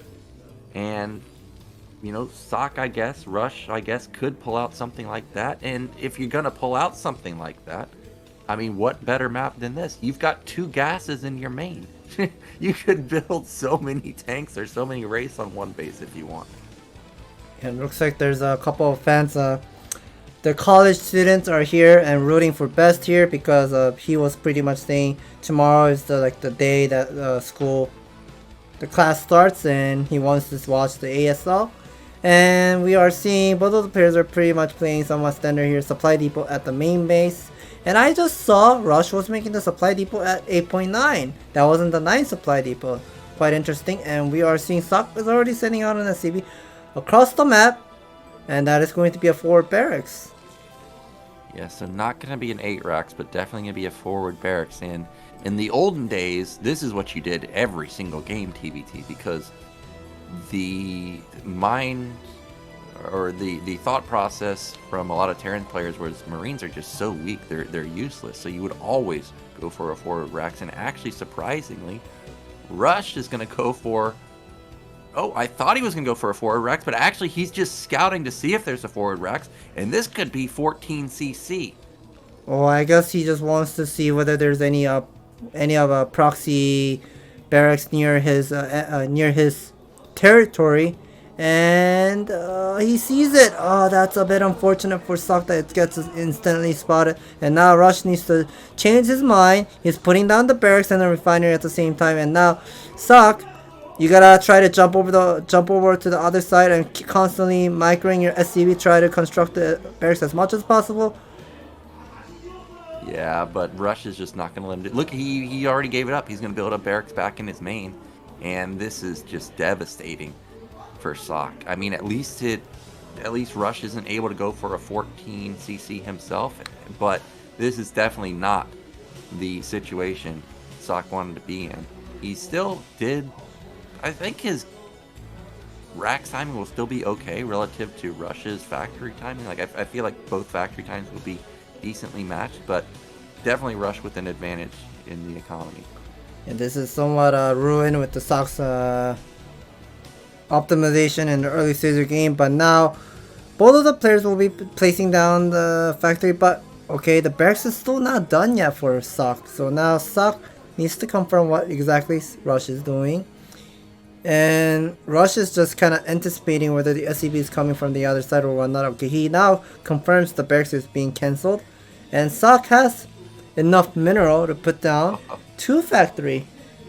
Yeah, I was wondering where that gas was going. I was going to ask you, if you're in a situation like this, what do you think the best follow-up is? Because honestly, if I'm in a situation like this, I'm already thinking go next, man. Like, it just seems like a terrible position to be in. He snipes the SCV with an SCV. He's got the moving shot on a 0 range unit. I can't believe we just saw that. And that's just more salt in the wound. And now that pretty much ruins Ssak's plan. I mean, he cancelled the barracks and he also lost the scouting SCV. And also his factory is not as fast as Rush's factory here. But Rush is also moving out with the 2 Marine. I guess he wants to pressure Ssak to figure out what exactly he's doing. Maybe he wants to figure out whether there's a command center at the bottom or whatnot.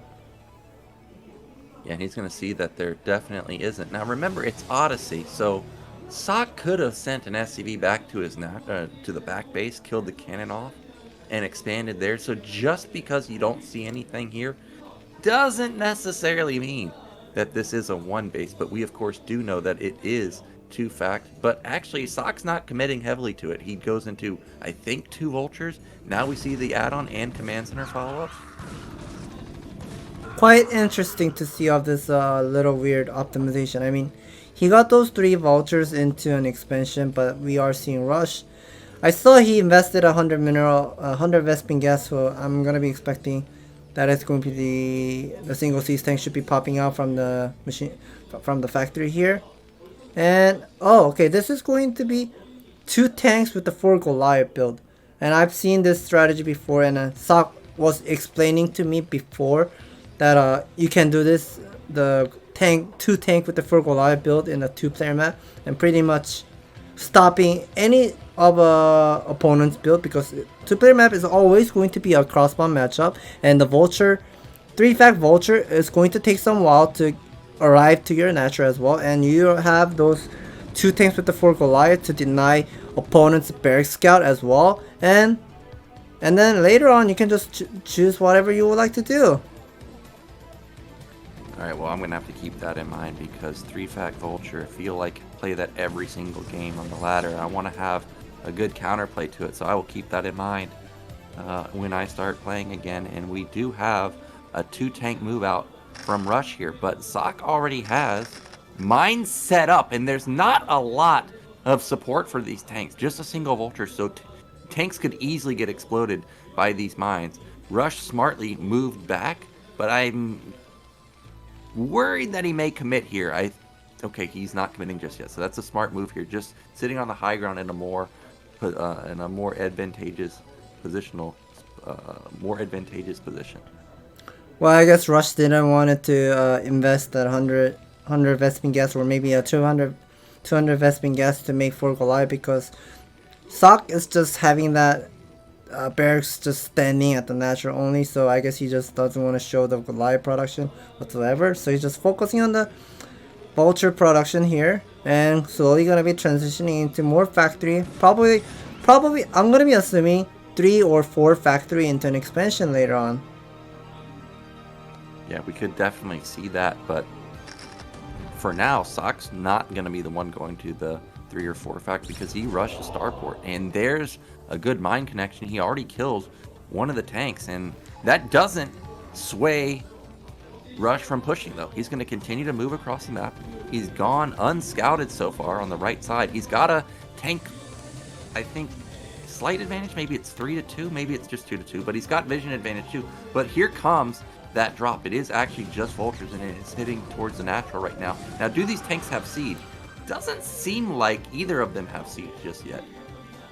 Well, maybe these number of Vultures and 2 tanks wanted to go for the pressure and maybe lay some spider mines at the main base, but I guess he sensed something. I don't know what the reason was for Rush pulling back the Vulture, but I guess he's finally pulled back the Vulture to defend this 4 Vulture drop. Did pick up decent amount of worker, and we can see the supply count is still even, but the thing we have to know is Rush's supply count is heavily on the Vulture count. Yeah, his supply is inflated, and that's a unit that I was not expecting to see. A Wraith just came out of nowhere, and it was blocked by the mini-map, the starport. So he does take down the dropship, but he does lose a considerable amount of SCVs. I would say maybe like 8 or so. And meanwhile, Ssak has really built up his tank count. He's at, what was that, 7? Versus just 2 from Rush. Yeah, Rush is lacking. Rush is lacking with the Siege tank count, and he does have the 600 Vespene gas, and he's not really spending the Vespene gas really well. He really needs to, I mean, he invested those money to get those much of a Vulture and a Spider Mine with the Vulture speed, but he didn't spend the Vespene gas for the Siege mode yet. So that is going to be the critical moment that he really needs to defend against the Ssak's aggressive playstyle here. Well, okay, there we go. A second starport. I was wondering if Rush knew that this is a race switch, because we see it coming in for Ssak. He's slowly building up his Wraith count on just a single starport, but he's also got Cloak, which is obviously game changing if you have no scans. And there's the 2 Wraiths slowly building up, but I don't think Ssak knows that this is actually a race switch from Rush, because I mean, that second starport is kind of off to the side. I don't think I would ever scan there as Terran. So this could really catch Ssak off guard if he doesn't scan in a couple seconds. Well, one thing we know is Rush spotted the control tower was blinking, so that means the cloak rate upgrade was on the way. But the Spider Mine does trigger and does connect on the Siege tank, and now those 2 tanks was doing the Siege mode, and now okay, there are the 3 raids are invading inside, but there are 4 raids are waiting. I think, yeah, Ssak is looking for the raids. Ssak is looking for the raid, but I think Rush also knows it. Rush pulled his 4 raids away. and he scans. It's 4 versus 3 right now. Ssak just barely might be able to get away. But, oh man, maybe he's not. Look at Rush just shadowing the Wraith movement of Ssak. Oh no, are these units stuck? It's 5 versus 3 now. One comes uncloaked, and that means 1 Wraith is dead. Potentially 2 Wraith are dead. No, he does not get the killing blow right there. So at least he manages to get away with 2 out of the 3. But he's in deep trouble now because this is all of his anti-air. Yeah, those Wraiths needs to do some work. I mean, those Ssak is pretty much heavily damaged. Wait, that's a really weird expansion what I'm seeing. Oh, okay, that's randomly Wraith got picked off. That's something that Ssak didn't really want to lose. And now those number of Wraiths are just gonna be slowly doing the work. Oh, okay, we see Ssak does have the second starport as well. The Valkyries are out. I guess he did scan it. I was not expecting to see a second starport from him either. If Ssak hadn't lost those Wraiths right there, he could have, I think, held this. 6 versus, could have been 3 Wraiths. I mean, look how much damage the Valkyries did. 2 shellings from that single Valkyrie knocked down 3 out of the 6 Wraiths, and now another Valkyrie hit is going to knock down another Wraith. But is there enough tanks to hold this push is the question now. Well, I'm quite not sure. I mean, Rush did pick off lots of Ssak's Siege tanks, so Ssak is going to be having some difficulty here. But now those two Wraiths are here. They pick up the single Siege tank, but they are just way too much of a Wraiths for Rush, and he's just gonna be slowly containing the natural. And I think Ssak's the 3rd expansion, I feel like that was a little bit greedy. I'm gonna be assuming. I mean, even if it was playing the greedy play that he chose, I mean, that was okay. But the one decision making that he did wrong would be diving in those 3 Wraiths in the mid game and getting caught off. Well, he's killed the air, and now he has actually a single Wraith dishing out damage onto these tanks. There's not a single Goliath there to help Rush, but there still is 5 tanks, and we all know Wraith do not have exactly the highest ground DPS. So Rush should be able to get here in time with the Goliath to push this back, but you gotta also remember Ssak has vision advantage. So you can see he slowly creeps with the siege mode. Oh, he's just barely out of range. I'm actually surprised that cannot hit those tanks. Oh, that they connect on the siege tank, trading off those 2 tanks for 1 single siege tank. But then now that siege tank is in range of picking up 1 shot. Okay, there you go. That was actually really lucky for Rush there, because if Ssak could have gotten off even just 1 volley with those tanks out of vision, I think he could have easily busted out of this. But now Rush has still a massive contain, and he's got 7 factories. He's got 4 bases in a second. He's taken a 3rd base himself at mid left. But supplies are in favor of Ssak somehow. Yeah, I guess both of the players are just pretty much working on this contain and try to break the contain as well. But look at that. I mean, Ssak managed to. What happened to Rush's tank count? I feel like somehow Rush has less tank for some reason here. I think Ssak's just done a really good job to position his tanks on the outskirts of the vision and slowly pick off 1 tank at a time. And that's another tank that's going to get picked off at the top side, or at least, oh, okay, it's not going to. Rush is the one that actually gets the kill there. But we actually, well, I thought we might see Ssak get out, but now that the tank count's sitting at 7, I don't think there's really any chance for Ssak to get out. He's going to have to rely on dropships now. And the problem for me now is the factory count. It's like 7 or 8 for Rush, but only 4 for Ssak. So he's literally only got half the production. Yeah, we can see Ssak is trying his best to slowly move up, but he does have the upgrade of the Vantage with the +1 upgrade and have the science facility being completed. But, well, I guess those spider mines are the blue color, so that does help Ssak to constantly unload his army and slowly have that map control to the left side. Well, this is bad news bears for Ssak right now, because that tank falls, and Rush should be thinking like, dude, why is there a tank over there? He hasn't found top left just yet, but maybe he thought the tank was defending the temples. We know that was not the case, because there is just a completely open base at top left that has gone unpunished. Yeah, we can see both of the players are just working on this contain, and the vulture spotted the hidden expansion, and now this is going to be turning out to be, how many bases is it? 5 base versus 2 base. Okay, now 3 base for Ssak at the behind expansion, but he does not have the refinery being constructed. Okay, now there is. So this is going to hurt Ssak so much. Yeah, well, Ssak, like I was going to say in just a moment, he's been building up his dropship count. So he has 4.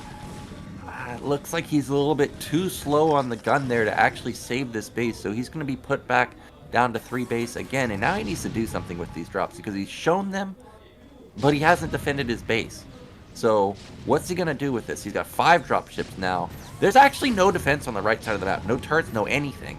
Ooh, what is this? I mean, I feel like Ssak is making Rush is making a little bit of a mistake, but does crush those siege tank nicely with the number of the siege tank. But if Ssak ever gives away that high ground, oh, the command center is not even done yet. Never mind. I thought that base was running. If Ssak loses that territory, then his behind expansion is going to be vulnerable as well. Yeah, and Rush is opening up the temple so he can just, move in there if he ever finds a potentially weak position. And Ssak unloads just 3 tanks, and now he's positioning the drops to the right side of the map again. Probably going to go for a big reload up there. But this time around, Rush, even though he doesn't have turrets on the right side of that, now he at least has vision. So he'll see drops coming from that angle. That is a lot of drops, though. That's 7 drops that he has loaded up. And what's he going to do with it? He is going to avoid the army and try and swoop around. And there's actually not a lot of defense at the 3rd base for Rush. So he needs to get some turrets up there or get some units into his main or something, because that's a vulnerable position. Well, I feel like this is going to be a doom drop that he was aiming for, but I mean, who does put those spider mines at the main base and have those number of siege tanks with the missile turret defending the main base? No one does. But Rush is doing it because I guess he sensed something that Ssak. There's only one way that Ssak can be winning, would be doom drop at the main base, and he does set up the spider mines with the siege tank just sitting at home. And okay, now Ssak takes down the behind expansion.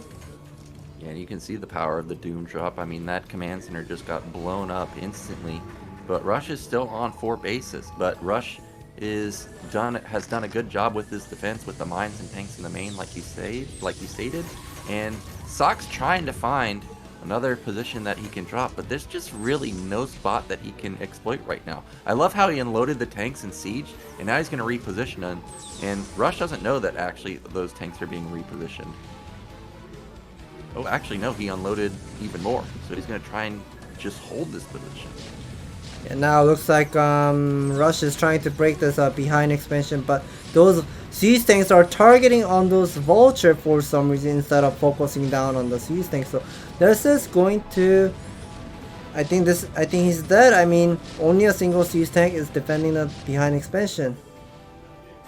Yeah, unless these drops can do catastrophic damage, this feels like this is the game-ending move for Rush. He's just eliminated basically all of the income from Ssak. The main and natural should be dry at this point, so the only base that Ssak is mining is top middle. The dropships get picked off by a single Goliath. I don't think there's even critical mass in the drops to really deal a lot of damage. Okay, it's just 4 Goliaths, so this base will be saved also. Yeah, 4 Goliaths with the 2 siege tank will be denying that 11 o'clock expansion. So this is turning out to be 3 base for Rush, but okay. I mean, when I'm looking at the resource here, there might be still a little bit of a chance that Ssak might be able to come back because Rush is lacking with the mineral.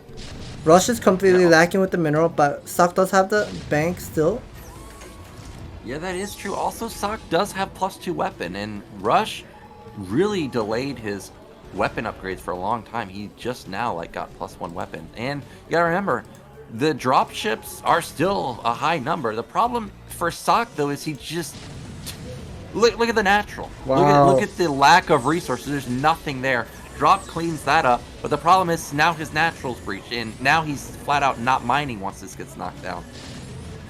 Well, I guess Ssak wasn't expecting of those Sea Tank with the 3 Goliaths would be coming to break the natural. Maybe Ssak is just gonna be giving up the natural and just have that Sea Tank on the high ground and go for the counter drop, but he just scans somewhere. He does figure out he can't really do anything, and there's GG is called. Rush will be winning the game number 1. Yep, well done from Rush. Ssak had good recovery after his racks got scouted. Everything got mega delayed. I liked his race switch, even though it got caught by Rush's race switch. I think it was a good idea. And actually, that third base that he had up and running got a lot of value. Just such a hard deficit to overcome, though.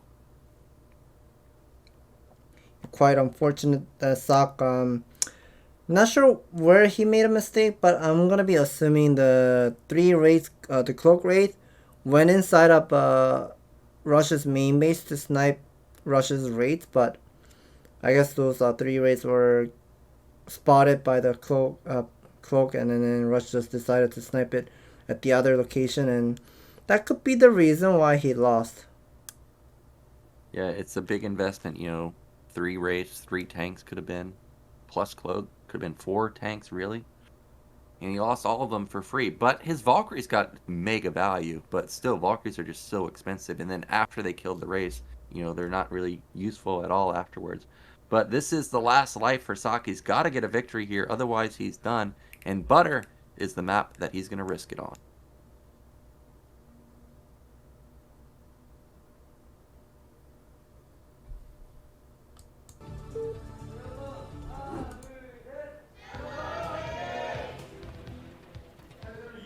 So in the bottom right, up 1-0, it is Rush. And in the top right, it is Ssak. So the one of the game that I can remember was Mong versus Barracks, and went for the 10-10 build. I wonder, I don't think these players like to do something like a concept build. I'm pretty sure Rush is the type of player who likes to go for Vulture War, so I'm gonna be expecting of the Vulture opening from Rush, and quite not sure what Ssak likes to do in this 2-player map. He told me about the Goliath tank build instead of making the Vulture, and I wonder whether he will be doing that strategy. Yeah, well, if he doesn't have to play from a deficit like he did on Odyssey, it sounded like that could be a good move versus Mass Vultures, which we know Rush likes to play. Rush is definitely not a concept guy. He's you're not going to see 10-10-10 from him in TVT at least. And again, we're going to have forward racks from Ssak. I feel like we've seen him forward racks often in TVT. I think he also went for a forward racks when he was playing Butter last time we saw him on here, but maybe I'm thinking of somebody else. But again, Rush is scouting for that racks, or he's going to put down a forward racks himself. Nope, he's going to put it down himself. Yeah, both of the players will be going for the forward barracks, and I wonder what the next follow will be after this forward barracks. It could be 2 Marine production and probably try to go for the bunker rush at the natural and try to delay the expansion as much as possible. And while the bunker is buying the time, you can actually get the spider mine research complete and place the spider mines to deny the command center being landed. And I wonder how much of a Marine both of the players will be making, because if one of the players is making less Marine in this type of game scenario where both of the players are going for proxy barracks, then he loses the ground battle. Yeah, and then you give up your nat, and then you're in a really dire situation. So we'll keep an eye on how many Marines are actually built. I'm expecting to see 2 from both sides, but we could see somebody get cute and build a 3rd one. Factory coming down for Rush already, and meanwhile Ssak just now starting his, only a couple seconds later, so I'm not sure if this is actually a big issue, but look at the timing of the Marine for Ssak. It looks actually considerably faster than Rush's, so we're going to have a micro battle, but the micro battle is going to start on Rush's side of the map a little bit quicker. A single Marine has come to the natural. Now Ssak and Rush, both of the players has been, this is something that I was talking about, the placing the bunker at the natural. Both of the players knows about this. If you place down the bunker, but that's a very offensive bunker that I'm seeing from Rush. that bunker might be able to get surrounded, I believe. Yeah, the bottom side is open too. He's clicking the gas as well to move out. Try to snipe the SCV. Yeah, he wants to get that SCV, and Ssak almost gets the SCV building the factory before it completes, but not able to. These 5 Marines have done a really good job, or 5 SCVs have done a good job to deal damage to the Marines, but now the Marines start racking up kills. He's gotten 3 SCVs for 2 Marines. That's an amazing trade for Rush. And look at this, it actually triggered Ssak to instantly put 3 back onto gas. Yeah, I guess Ssak made a little bit of a mistake there, losing those 3. Well, I guess Rush also invested all those money to get that much of a Marine. So he lost those 2 Marine by the SCV, and also those are the 2 Marines that are hiding at the 3 o'clock. So maybe he might gonna go for the backstab. Yeah, he could. We've got 4 Marines in a bunker. Okay, that's a really strong bunker. I like how he keeps 1 Marine in there to make sure that if this guy tries to expand, he can't do so easily. That's a good control from Rush right there. He kills almost all of the Marines, but actually good focus fire from Ssak too. He eliminates, what was that, 4 SCVs, I think? And he spots the command center being built in the main. I'm not sure what exactly happened by Ssak. I mean, he was adding the add-on, but now he canceled the add-on at the add-on once again. And we see Ssak just finally spent 100 Vespin gas for something else. I wonder that is going to be the Spider Mine Research or whatnot. Yeah, and look at Rush rushing the Academy because of what you said. If a Spider Mine gets laid and you don't have anything to detect, how are you going to actually clear it out? So he rushes that Academy. Well, I guess he could also use a tank. But that is a really quick Academy rush. Because, I mean, he's floating the racks in his main. He sees everything, so why do you necessarily need it this quickly? But he's decided that he does need to have Comsat. And we do have second factory from Ssak. So, no starport, or at least not just yet. We're not going to see any race. It's quite interesting to see Ssak not making the Spider Mine Research to deny that command center as much as possible. But we are seeing him adding the second factory. And there should be a potential chance that he might go for armory, or it can be 3 factory. Will he be going for 3 factory? There's a little bit of a possibility after making the 2 tank, where how Flash was playing the TVT with the 2 tank into vulture speed and then pressure your opponent as hard as you can. And I think that might be the solution right now Ssak is aiming for. Well, that is the 3rd fact going down in his main. I think that is, unless it's an eBay or something. But I don't think that's an eBay because he had the racks and he saw, or he scouted with Marines and Vultures all game long. So more than like that is the 3rd factor that you're talking about. We've got a 3 tank move out from Rush, and poking with the tank at the natural for Rush, he confirmed that there were no mines. So it's likely there's no mines out on the map. So he's going to feel confident to actually move out with this. Now, we saw last game both players skipped Siege for a long time, but I think Rush actually had it slightly faster. So if he can get into position, he may be able to actually set up a Siege contain, and he's got vision advantage with that Rax. So he will be able to hit over the cliff. Well, Vultures are coming in. Those Vultures does have the speed upgrade. And Ssak is like it to Siege tank out. Ssak is not responding with his Siege tank, and that Siege tank will get sniped. And those Vulture War is doing some great job. Barracks being landed to buy some time as well, drawing the attention. Oh my gosh, it bugs out the AI of the Vultures. The units were split up, so Ssak loses all of his tanks, loses basically all of his Vultures.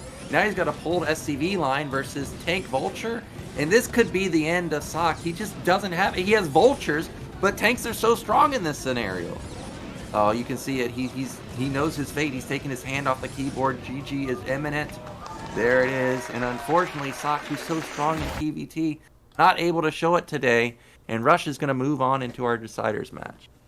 Yes, Ssak did play well. I mean, both players had the same mindset of while they were doing this second map, but I guess Rush showed a better response here. I mean, those sacrificing those Marines and trade off with the opponent's SCV, and then did not complete the bunker. I guess that did work out well for Rush here. Yeah, it was well done because you have to remember, Ssak was the first one with the Marines in the base. Like, he was at the factory when Rush was still rallying across the map. So it was really good crisis management from Rush there, and he takes the victory. And now we're going to have Rush versus Best, and I've seen a lot of games from him on the StarCast channel of him facing versus Best. This should be a really close series. It is going to be an exciting game of these two players, and we saw Rush versus Best earlier, so he's gonna be revenging it of this best of 3 on the final stage. Yep, that is definitely true. We're going into a break, and then we'll be back with our final series of the day.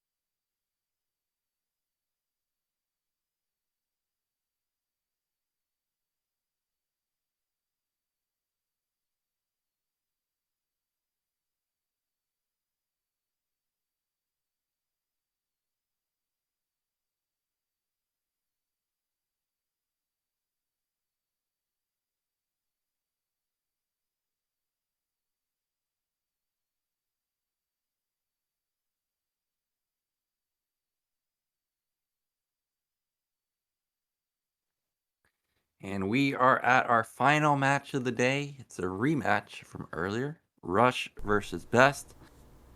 In the first series, Best got the best of Rush, but now Rush looking for redemption. He took down Ssak just a moment ago. And what are our maps going to be? We saw Odyssey and Butter just a second ago. Nemesis also got through, but we didn't get there. Really want to see Arkanoid, man. I want to see a TVP on there.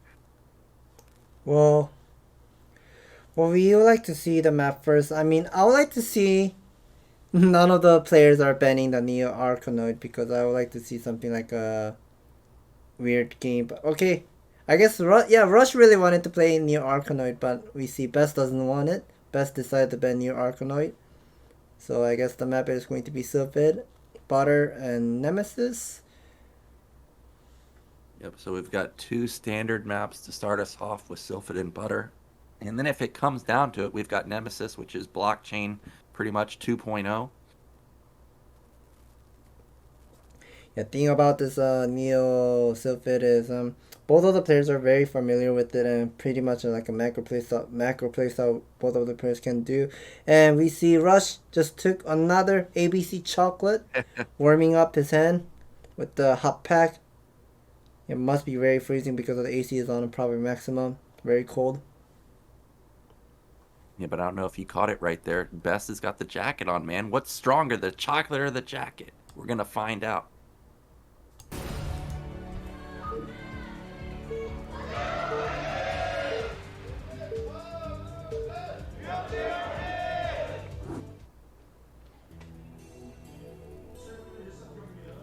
So in the mid-left position, our Terran, it is Rush. And in the mid-right, our Protoss, it is Best. So we heard earlier players talking about Bisu style, how he only forward gates and only 12 nexuses. Do you think these Terran players have any reads on Best style? Is there any common strategy that he likes to go for? Well, there's a high potential chance that Rush might gonna go for Rex expansion. But one thing that we have to know is the current trendy of a PvT is the Pylon Scout that Best Protoss can do in a 4-player map as well. Like how Mini and Snow has been like reinventing the new strategy, and it looks like girls are here and rooting, and we are seeing no Pylon Scout, so that is going to be a good sign for Rush. I mean, if Best has gone for the Pylon Scout and directly go to the 8 o'clock, that could have been just turning out to be a 2-player map and you just don't have the gas.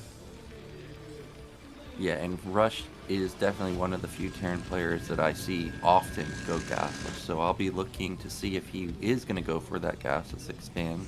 So far we don't see an SCV being sent out, but Camera did just move out there, and it is going to be a Rax at the natural. Now of course this doesn't have to mean that it is gasless, but it is a big indicator that it could be. So my assumption was right that Rush would be going for the Rex expansion. And Best, I guess he doesn't want to play those trendy playstyle where you can do the Pylon Scout and steal the gas immediately. I mean, in this type of map, like, you have to think where the Vespene Geyser is located at. The 12 o'clock location, the Vespene Geyser is located at the left side. So if you're doing the Pylon Scout, you don't want to scout the 12 o'clock. He can just scout immediately towards the 8 o'clock, and since the Vespene Geyser is at the top side, so he can immediately steal it. But maybe he just wants to try out standard here against Rush here. Yep, that seems to be what he's going for, but we know Best can mix it up. I've seen him pull out Corsairs in PvT and D-Web.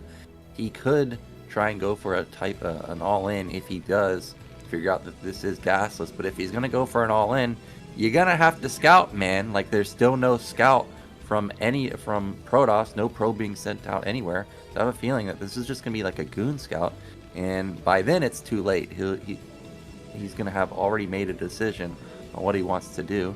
There's range, so we're not gonna have the typical or common opener these days, which is Goon Nexus Robo. It is going to be a more old school opener. A single Goon production and still no scout, so whenever Protoss is not doing the probe scout whatsoever in the early stage of the game, then that is going to be highly likely going to be 1 Goon expansion, or it can be a 2 Goon expansion. But since Best has spent it on another resource for another gun production, so this will be turning out to be 2 gun, 23 Nexus, or will he be canceling that range upgrade and go for DT drop whenever he feels like to? I mean, because he has been showing those DT play all those 3 games in the best of 3. Never mind, he won't be going for DT. I think this is a very smart scout from Rush. If I was Rush and not scouting a second time, I would be building the eBay and the Academy. Now this is one of the things I hate about Sylvan. Why is that SCV stuck? Why is that egg in that particular spot where the SCV can get stuck? Luckily, he doesn't take any damage on the SCV and it will escape. And Rush is just gonna go about business as usual. I don't know how far deep he actually went in with this SCV though. Like, he didn't seem to get much intel. Oh my god, there it is, of course. Yeah, there is the DT follow-up as I was expected, and I wonder how much of a gun production Best will be making. Maybe maximum 3 gun and try to cut up all those scouting SB as much as possible. And we are seeing Rush hasn't put down the second factory yet, so maybe there might be a potential chance that Rush will be just rushing for super fast 2-1 upgrade. Yeah, we know Rush can play literally any style. He often goes for the 2-fact push, you know, like 3 tanks and Marines like he did in the first game. But he also can just build that armory. I also know that he loves to go for Starport follow-up. And there's that Starport. But you know what 2-fact and Starport both don't have? They both don't have detection. And he desperately needs it because the Templar Archive started. I didn't see if a Robo started just yet. It doesn't seem like there's enough buildings down on that side of the map for it to also be a Robo. And more guns are here and pressuring Rush as much as possible. That must be the siege mode with the single siege tank production on the way. And Templar Archive is done, but I don't see the Robo, so this is not going to be a DT drop. But this number of guns pressuring Rush might just going to maybe he might think that there won't be a DT, but he has to actually invest that 75 mineral to hold off.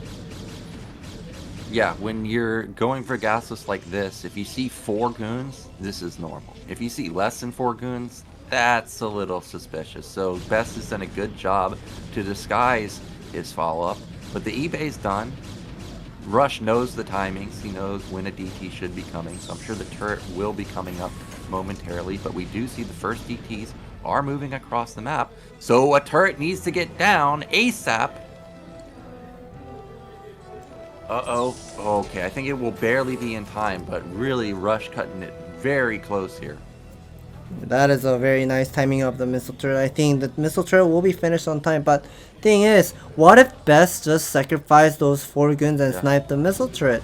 He sees the DTs coming. He sees the DT coming. Try to drill. Okay, nicely defending it. But I think Best also probably spotted those 2 vultures just came out. But he won't be able to figure out whether that is going to be 1 siege tank into 6 vulture speed with the spider mine research. But yeah, those 2 vultures will be taking off with the dropship. Yep, and behind this we see actually more DTs being built. And Rush is going to go for a drop with his vultures. And this was a smart move from Best. He's going to reposition his goons. He does get a glimpse of the vultures, but I don't think he saw it. But he's got good SimCity here. 1 goon plus pylon wall will shut this down. But this is a Nexus follow-up, and that's a Stargate. So this is a lot of money into not units right now. Also not gateways. So if Rush wants to go for like a 5-fact or 7-fact timing, I think this could be a I can't speak. Success. I can't speak. I can't say that word, but I think that could be the move that could give him a victory. Yes, successful. There we go. Well, that's quite funny that native English speaker cannot pronounce the word successful. But we are seeing the robotics facilities being completed with the observatory being up, and I guess this is going to be a play for Best that he's most likely gonna go for Arbiter build once again. Yeah, fast Arbiter, and there's multiple factories coming in for Rush right now. Okay, there's the army. I was wondering where it was.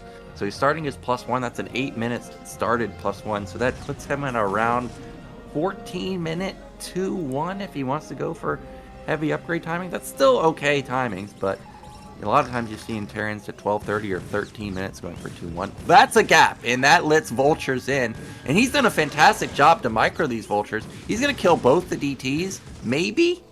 Oh, nicely drilling those probe to push those vulture away, but the Spider-Man does trigger! Oh, he gets it. And that triggers the goons to move into position to clean this up.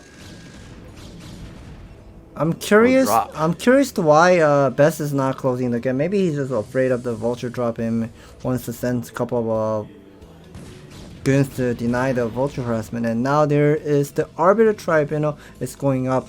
And what if I try to remember how the game was played in the back then, whenever you're going for the Arbiter build, you must have 6 gateway total. And we are seeing that is 4 factory at the science facility being up.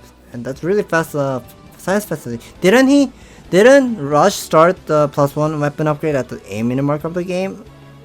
Yeah, that's a really slow +1. And I think this is what, 6 fact in a command center, if I saw that correctly. Yeah, that is correct. 6.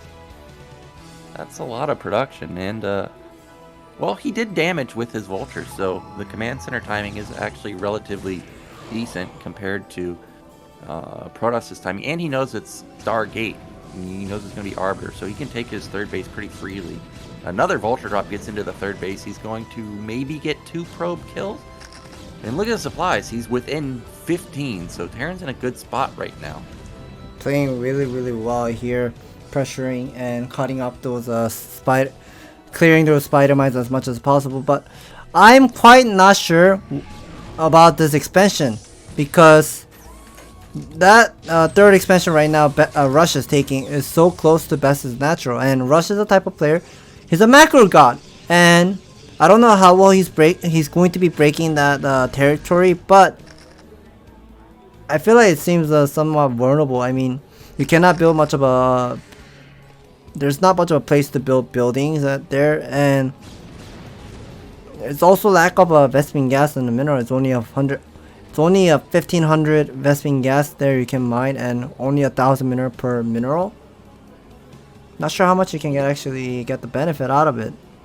Yeah, but being in that particular spot, it does funnel all the units of Protoss into that small area. So if you can get some mine hits, I mean, they're going to do hundreds of points of damage. Also, tanks are, sort of on the high ground. He's got the command center to buffer a lot of damage, so could be a good defensive posture for a Rush. But like you said, Best is a macro god, so once he max out, unless Rush is 160, 170 supply, you can have a tough time defending a bust. But Rush has done a good job laying mines all over the place, getting intel of where the units are. He saw the first Arbiter's already out, so he needs to start setting up for recall, because that could be coming soon.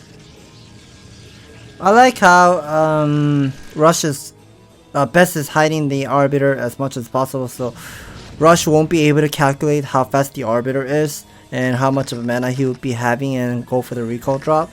Maybe that first scan that he saw at the main with the 4-gun, like the cloak 4-gun, probably spot that Arbiter there, and he kind of sends something, hey, there must be the Arbiter out on the map, and I need to start placing down the missile turret at the main base and place some spider mines as well. But what about the frontal expansion?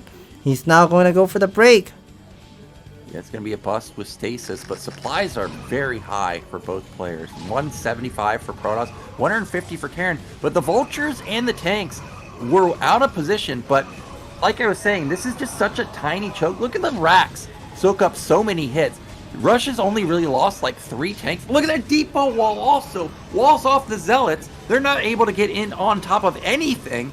And this looks like a failed attack from Best. This was a really nice defense. Well, not sure about this trade. I mean, you don't want to lose.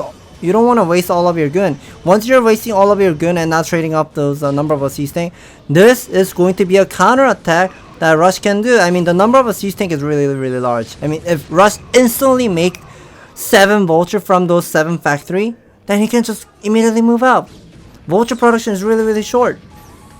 Yeah, this was a really good hold, and that racks and depot were heroic in that defense, and now supplies are basically even. And remember, I was saying +2's kicking in around 14 minutes if Rush hit his +2 timing, so we are 1 minute away, and Arbiter just blew its stasis, so He's gonna, okay, well actually he will have another stasis a minute from now, so will the second Arbiter, but 2 stasis is not that scary. Once you start reaching, you know, 3 or 4 stasis, that's when it really gets wild for Terran. But Best is gonna try and continue to send a single Zealot, try and draw some mine damage, but not successful there. I said it that time, Scan. And now he's getting the 4th command center. I guess Rush is not actually planning to move out. Maybe he's just gonna be slowly sitting until having that 3-2 upgrade. But I mean, okay, yeah, we are seeing Best just totally forgot about the 3rd Vespene Geyser that he can actually mine at the 3rd base. But one thing I wanted to point out, like, we saw plenty of goons got melted at that fight at the Terran's 3rd expansion. Rush had a chance of unsieging all of his siege tank and slowly move out because he had the detection with the science vessel. But what the hell? What was that? That was a complete whiff of the stasis, and he bled off like 6 zealots. Man, Best he's really falling apart right now, and supplies are getting very close now. 158 to 180, and +2 kicked in. I think the replay crashed. Yeah, I think it's crashed too because Best is too good with his macro to have all the units just sitting outside of the natural. Okay, now they finally swapped around and see what's going on exactly. Yeah, there's an Arbiter. What did they do to actually do that? Like, how did they just fix it that quickly? Oh, they have another observer? Yeah, they have 2 observers just in case to make sure the replay doesn't crash for another one. And I heard there's a Mini explained to me. I was playing the Pro League with Mini, and Mini was explaining to me about the replay crash happens if you are zooming out and zooming in too much. And I don't know how he figured it out, but he said it that if he zoom out and zoom in too much, then the replay will crash. So yeah, we're back into this the normal game here. This one is not crashed. Well, it looks like actually Best must have had a good trade because you see supplies are heavily in his favor now, 200 to 150. And remember, a moment ago it looked quite close. So he must have had actually a good engagement there. And I love how these goons have drawn the attention of Terran to the top side. Meanwhile, recall to the bottom side. Turrets are set up, but that's only 2, and you need like 3 or 4 to actually kill the Arbiter. So it gets into the main, and he avoids all of the mines. He's going to take out the turret, and critically, that's an upgrading armory, so that could die too. Yeah, I wonder which armory is the +3 attack upgrade, but normally lots of Terran players like to get the +3 weapon upgrade at the natural, so pretty sure Rush is gonna be easily defending the base here. But the thing is, Rush's 4th expansion is vulnerable. He does have that army spread, but okay, still hasn't cleared the main base recall here. If you look at what Best killed, he pretty much just killed depots. I actually hate having to deal with that because you can't produce any units. Now Rush's supply block versus a Protoss that's busting his 3rd or 4th base. I think that Best is going to knock this down. Rush is going to have to reposition his 3rd base tanks while having no ability to actually build any units himself because he's continuously supply blocked. That's not a lot of goons left over, but there's a ton of zealots here. Yeah, this is the one moment what I don't like about taking the 3rd expansion at the Vespene Geyser's expansion, because it seems so vulnerable to defend. You have to defend your 3rd expansion that is very close to opponent's base, and your mineral expansion is farther away, like from your 3rd base to the 4th expansion, and the distance it just quite matters to defend, and that repair is amazing and saves that vessel. Yeah, it is going to survive, and Best is not looking at that Arbiter, so it could actually end up dying to a turret while the vessel survives. And that's another Arbiter coming in, but does not have the 150 energy to get off a recall. I think the eBay spots it, so Rush knows that another recall's coming momentarily. Meanwhile, Best continuing to take the map. He's now starting to take the top side of the map, and this is a 3-player map, so if he can take that side, you know it's going to split in his favor. Mines, I'm not sure if actually any connected there, so good. Mines are very smart. Yeah, they're clearly very smart, but good control there from Best to not take any damage. Yeah, we are seeing the another Arbiter with a decent amount of mana, And he's about to go for the break here with the 140 energy, maybe? I think those 3 C10 can be frozen by these stasis. Maybe he's just gonna be freezing the back line. 4 C10 getting frozen. And now it's just way too much of a Protoss army. Yeah, that's a fantastic stasis. Not wasting the stasis on the frontal tanks, which means that the goons would have been walled off from getting onto the back line. He waited for his moment to to hit the most critical ones.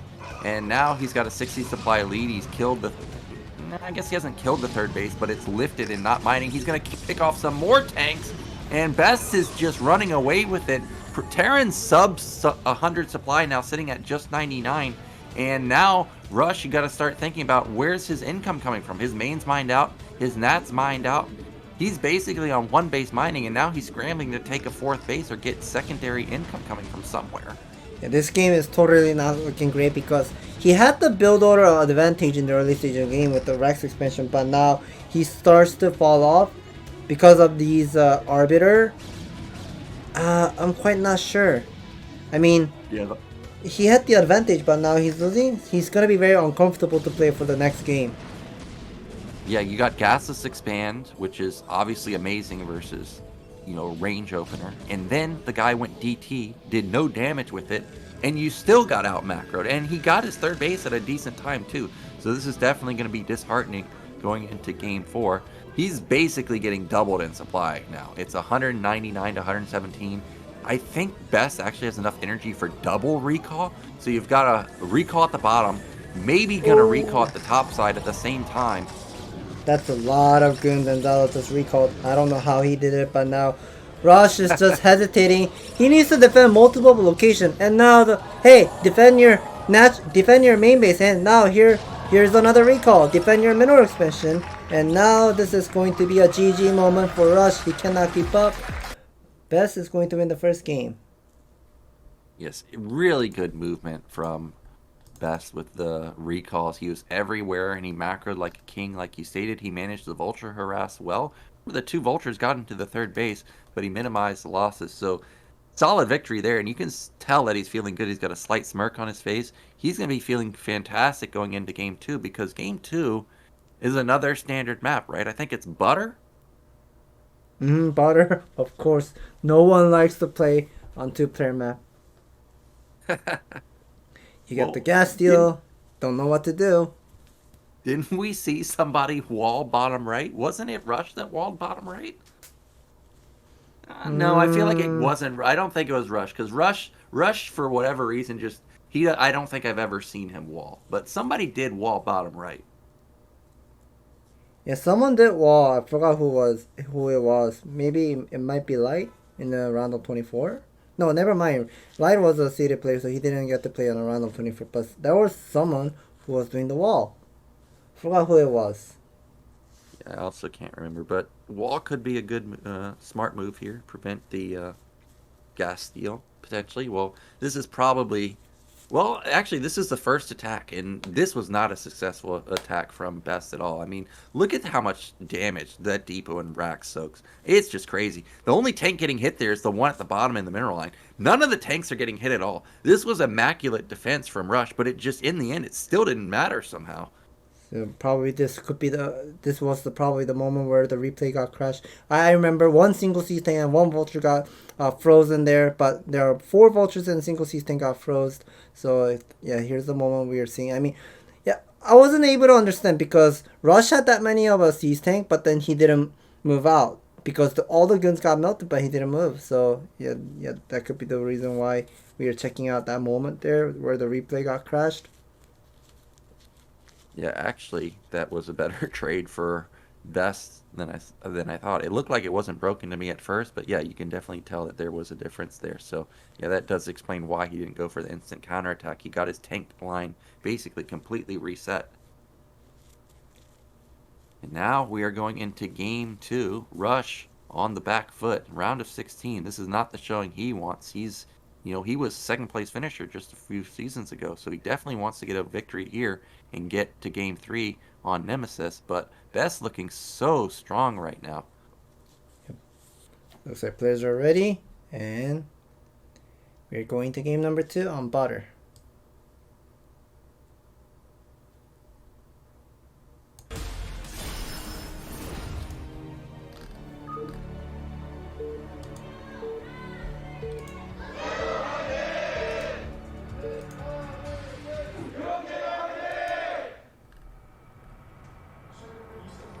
Okay, in the top right are Terran, it's Rush, and in the bottom right are Blue Protoss. It is Best. Well, we haven't seen Best go for the Pylon Scout, right, all day long. He went for a really late... Did he even scout last game? I can't remember.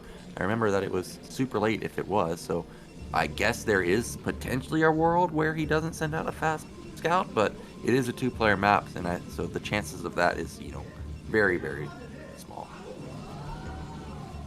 And looks like people are rooting for Best here. And Best, there's absolutely no reason to do not going for the scout, because this is a 2-player map.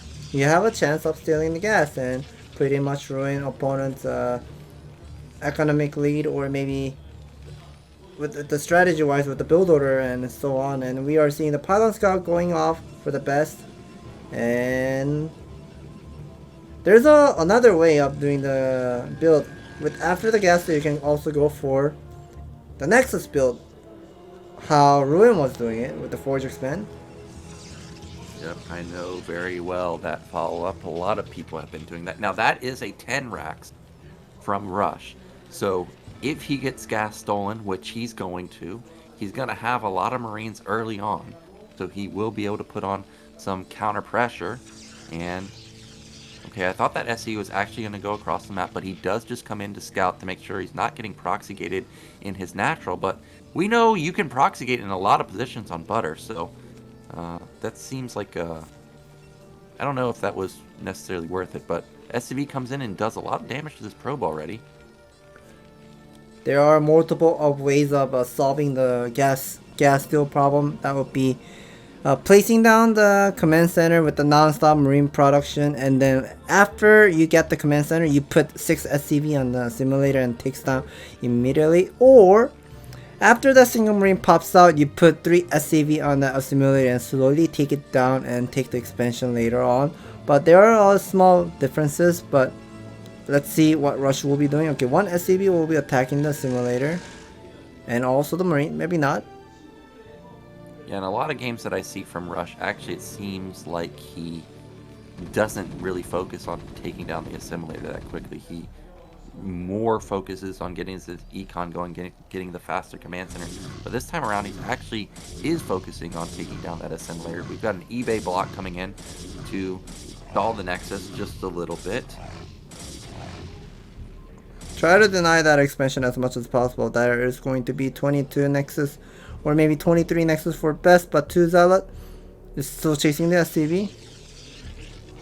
Yep, and there's that pesky probe micro, and that SCV is not long for this world, so it gets taken down, but at least he does know that it's 2 Zealots into Nexus, probably going to see a 3rd Zealot even, so he's going to need to get down that bunker, and he will have to pull, I think, another SCV to clog that entrance, because we could have a run by. Yeah, we are seeing the command center being up, and then after that, putting down the refinery. We are seeing Best has made the Zealot into an expansion, so I'm going to be expecting, since Best is a cybernetic score, so I'm going to be expecting him making 3 Zealot or whatnot. But I don't see 3 Zealot yet, but one of the Zealot is trying to take a look at the net, he sees the command center. Yeah, I thought for sure once he saw that SCV move out that he was just going to run by, because I think it's unlikely Rush would pull 3 SCVs to hold the entrance. But he does just turn around with these Zealots, and the probes are actually going to move into position. And I think this is an intelligent move, because he's shown DT all day long. This would be the game to mind game and say, nope, I'm not going to go DT actually. But Rush doesn't know that, because he has no way of getting in here. There are 3 Zealots all of a sudden, and pretty much going for the scout and chasing the SCV with the second one, and the third one is blocking the ramp, blocking the entrance. And Rush is trying to get the information as much as possible. He sees the second gas is going up for best, and whenever Protoss is going for super fast second gas, there are three choices: super fast Robo with the good range upgrade into Reaver follow up, or DT build, or carrier build with the after the observer production. So now best, I wonder what exactly he's gonna be doing. Okay, there are 3 gate ob. Yeah, so it is just going to be 3 gate ob. Meanwhile, Rush is going into Academy Armory, 5-minute Armory. So this is more of the upgrade timing that we're used to. This will give him like a 12-minute-ish +2 timing. And that's an eBay for him because, like you stated, he saw the gas. So oh, that's not an eBay. That's a... Okay, that was the Raxton double factory. But he needs the eBay because this could be DT. Well, actually, I noticed that a Robo wasn't even up, so it wasn't a 3 gate up. So immediately 3 gate. I haven't seen this build. Maybe it's something Best is actually planning to do with it. Well, what would your intention be? Is he going to try and run the bunker over? I mean, more than likely, Terran's got siege mode or mines. Yes, he's going to have a lot of units. But yeah, this is a weird follow-up. The Robo is really late. And he's going to follow up with a fast Nexus. So he's got a lot of gas, but he's not using it right now. But one thing that we have to have our eyes on the Best's main base would be he placed those pylon above his assimilator and spread it to the top side. So he's trying to probably have some gap for maybe fit something other building, like maybe Stargate or so. Yeah, building some building is going up. Yep, that looks like a Stargate pylon. You can sometimes just tell, like, this is definitely going to be a Stargate. And that building is big enough to be a Stargate. No, I think it is smaller than a gateway size. Is it? It seems like it. Oh. Well, we'll Yeah, figure out maybe it soon. is. Yeah, we'll figure out soon after Spectator will show the main base. But we are seeing Rush is just going to be playing completely standard with the 2 factory, 3 factory. Yeah, that's an observatory. So yeah, he's just going to be playing something standard with the 3 gate up here first, then spreading some goods. I guess he's expecting of the vulture drop or whatnot. So actually, that pylon was not for the Stargate, but it does look like a Stargate pylon, but instead it's a SimCity pylon. That's a cute SimCity right there, and there's the support bay also, and scan goes off, but he misses it. He doesn't see any of the tech. 1 shot, 2 shot, yeah, 2 shot picking up the probe. Okay, 3rd shot. Oh, not a good trade. 150 mineral invested to get those 2 probe. Not a good trade. But still, good enough to figure out that Best has taken the 3rd expansion. Yep, now the question to me is, what does Rush want to do? He's got 3 factories. I think that's a command center going down at the bottom side of his base. But he does need to get a starport. Oh, that's double Robo all the way. So we're going to have Shuttle Man coming out. The double Robo and double machine shop with the 3rd factory without the machine shop. So oh, he spots the Robo. So that's a good sign for Rush. He will be knowing this is going to be a massive drop. He's instantly putting down eBay and an additional factory here. I hear constantly throwing a couple more scans. Okay, finally picks up the observer. Nicely done. And that must be the Goliath range. It's a current booster on the way for Rush. Yep, and eBay coming up also, so he's going to set up that turret ring. Now that is 5 fact for him. He's got his starport coming down, so science facility going to start pretty soon. But honestly, I think he missed his science facility timing just a little bit, so his 2-1 is not going to be as fast as it could have been, but his command center is on time, so he'll be taking a 3rd base pretty soon. And more tanks are coming out from those double machine shop. And thing we have to know is how well Rush will be taking the 3rd expansion. If Rush ever makes a mistake while he's moving out, and since Best has a double Robo, like he probably gonna be making 1 Reaper or maybe 2 Reaper and constantly making massive amount of shuttle and dropping and breaking the frontal line, then that might be just a game over move. Yeah, it is really hard to defend mass shuttles, but if you can defend it, Protoss gets stuck with, you know, not really high-tech units, which, I mean, shuttles are good for harassment, but not actually that great in big fights, at least not like 3 or 4 of them. And we have caught goons. They're gonna avoid mines for now. Actually, okay, he loses 1, but ends up getting away with the other 3, or should get away with the other 3. Yeah, pretty much not looking great for Best, because he does have the speed shuttle, but he does not have much of an army to slowly move forward. But this is just gonna be helping Rush to take the 3rd expansion easily. I mean, normally you don't get to see a Terran player taking the 3rd base this fast at like a 10-minute mark of the game. Yeah, and Rush scans, so he knows the production capabilities of Best also. Like, he saw that it's 6 gate versus 5 factories.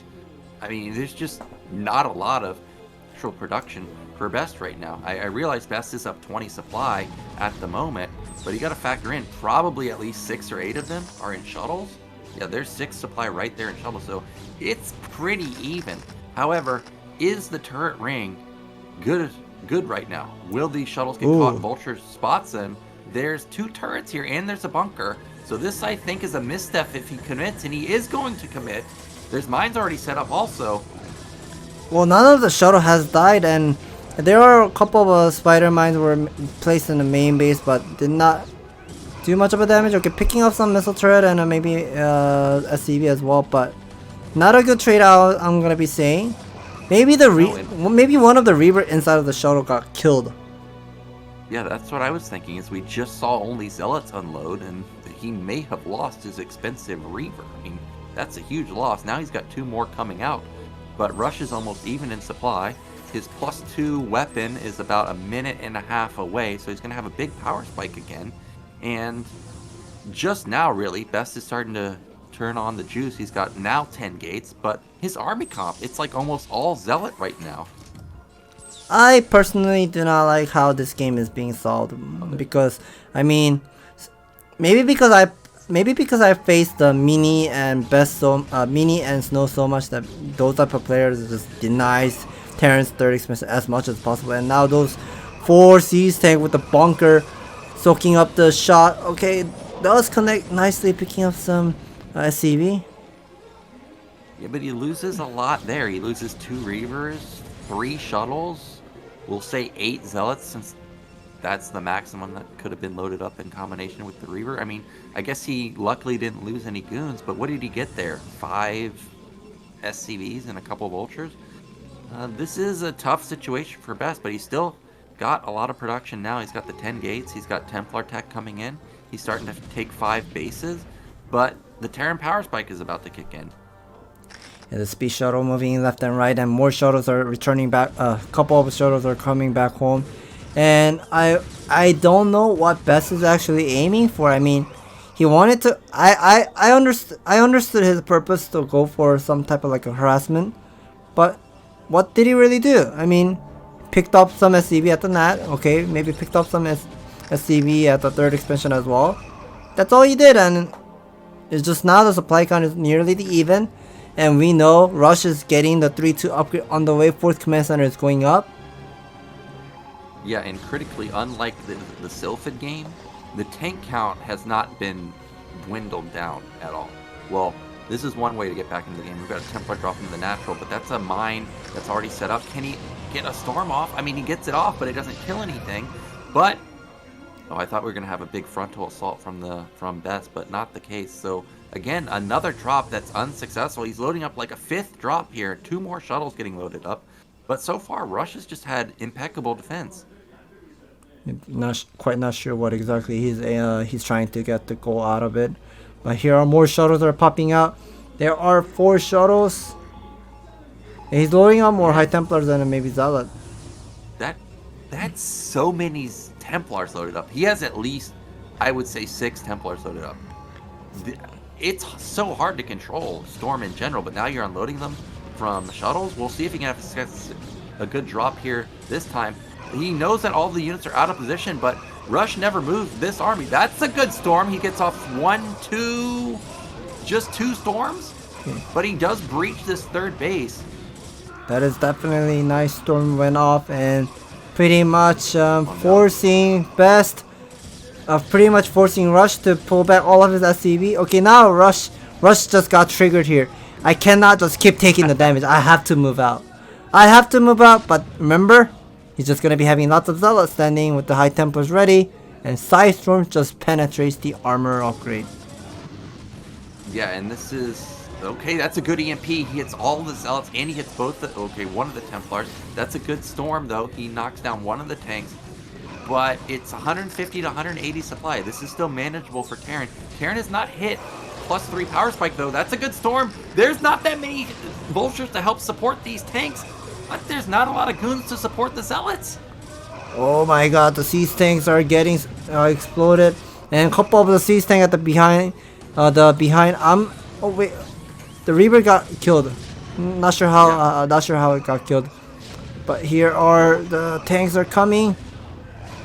Well, behind this, Rush has taken his top left base, so he does have 3 base econ. Protoss seems to just barely not have enough reinforcements coming in from Rush. Not as fast as Best, though. So if the Reavers can keep hitting these shots on the tanks, he may be able to actually hold, but it gets sniped.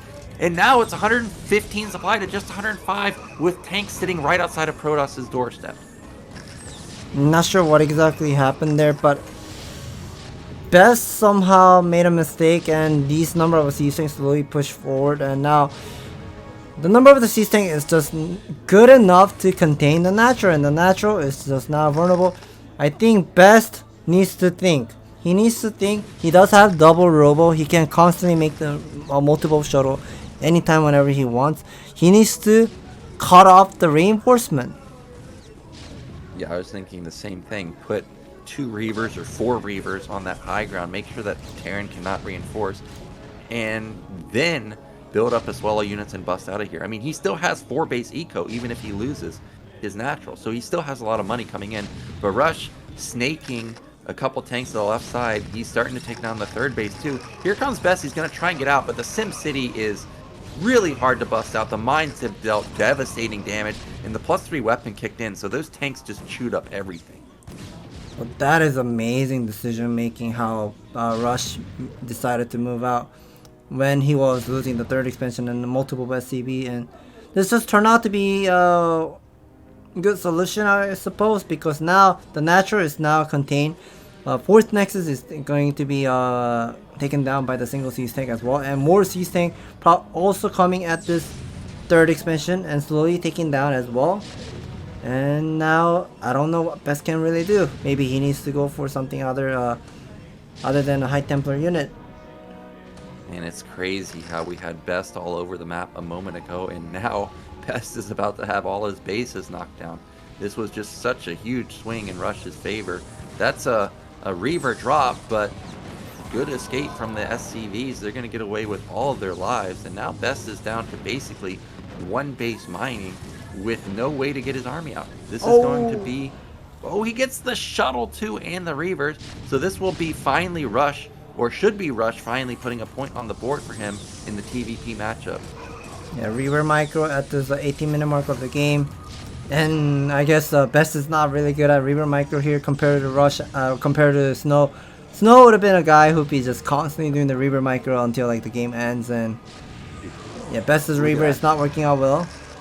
I want to see that get EMP'd. That would literally be like 2,000 points of damage, plus getting rid of all the Templar energy. But I don't think Rush saw that huge clump of units. DT's trying to save the day at mid-left, but Rush is on top of it. We've got more shuttle bombs coming in, but... Oh, he gets 2 tanks. That's the start, though. Or start, but it probably doesn't matter. It's 150 to 150 we see for the first time Rush taking a supply lead, and he's going up to 5 bases now. Yeah, those siege tanks are doing some work at the 7 o'clock, and the speed shuttle gets taken down. Rush is having decent amount of supply count now. These number of Zealot and High Templar are just slowly moving forward, but lots of spider. Okay, not much of a spider mines, but number of the siege tank is just way too much to break. Can he break it? I mean, even if he does, Terran has so much eco now, and Protoss has no eco. Storm hits only one tank, that's a whiff there. He's got a lot of storms available, but nothing really connecting. Supplies plummet for best, sub 100. There's the GG, and finally, a breath of life for Rush. Yeah, I personally do not understand the game concept, what Best really wanted to do. I mean, he easily gave Rushes the third expansion. Like, normally, Terran cannot take the third expansion until like 11, 12, or 13-minute mark of the game with the speed shuttle, but that was somewhat strange that Best just kind of made Rush to take the third expansion easily. Yeah, but I thought Best was not having good drops initially. Like the first 2, 3, 4 did no damage, but the fifth one actually did a decent amount of damage. And if Rush hadn't have attacked there, I mean, slowly but surely it seemed like Best was gonna whittle him down. So it was a good move there to, you know, tilt off or be tilted and just move out, because it was what did he get? He got 4 bases obviously, and it led to a victory. But Best so far, he's been playing well. The shuttle play hasn't really been the greatest in the early stages, but we'll see if he can have better shuttle play on Nemesis. This is a weird map, and you know shuttles should be highly used here. Yeah, Nemesis is the type of map that I heard Terran struggles to take the third expansion, and I wonder if Rush is gonna be doing the Rex expansion just like once again for the Neo Sophit, or maybe just go for factory expansion and something standard playstyle. Or maybe like a fantasy playstyle with the factory expansion into Starport and then using a dropship and try to solve the problem. Yeah, when Blockchain was in the map pool, we saw most Terrans go for the fantasy style. You know, the multiple dropships, like 4 vultures, 2 tank drop, and try and shut down bases like that. I really want to see it because my favorite player of all time is fantasy. So if there's ever a map where we're going to see that style, this is definitely it. And this is our last game of the day, guys. We've already pushed a Protoss through this group. Rush looking to make it not 2 Protosses, and Best looking to put 2 Protosses and have the racial lead in the round of 8.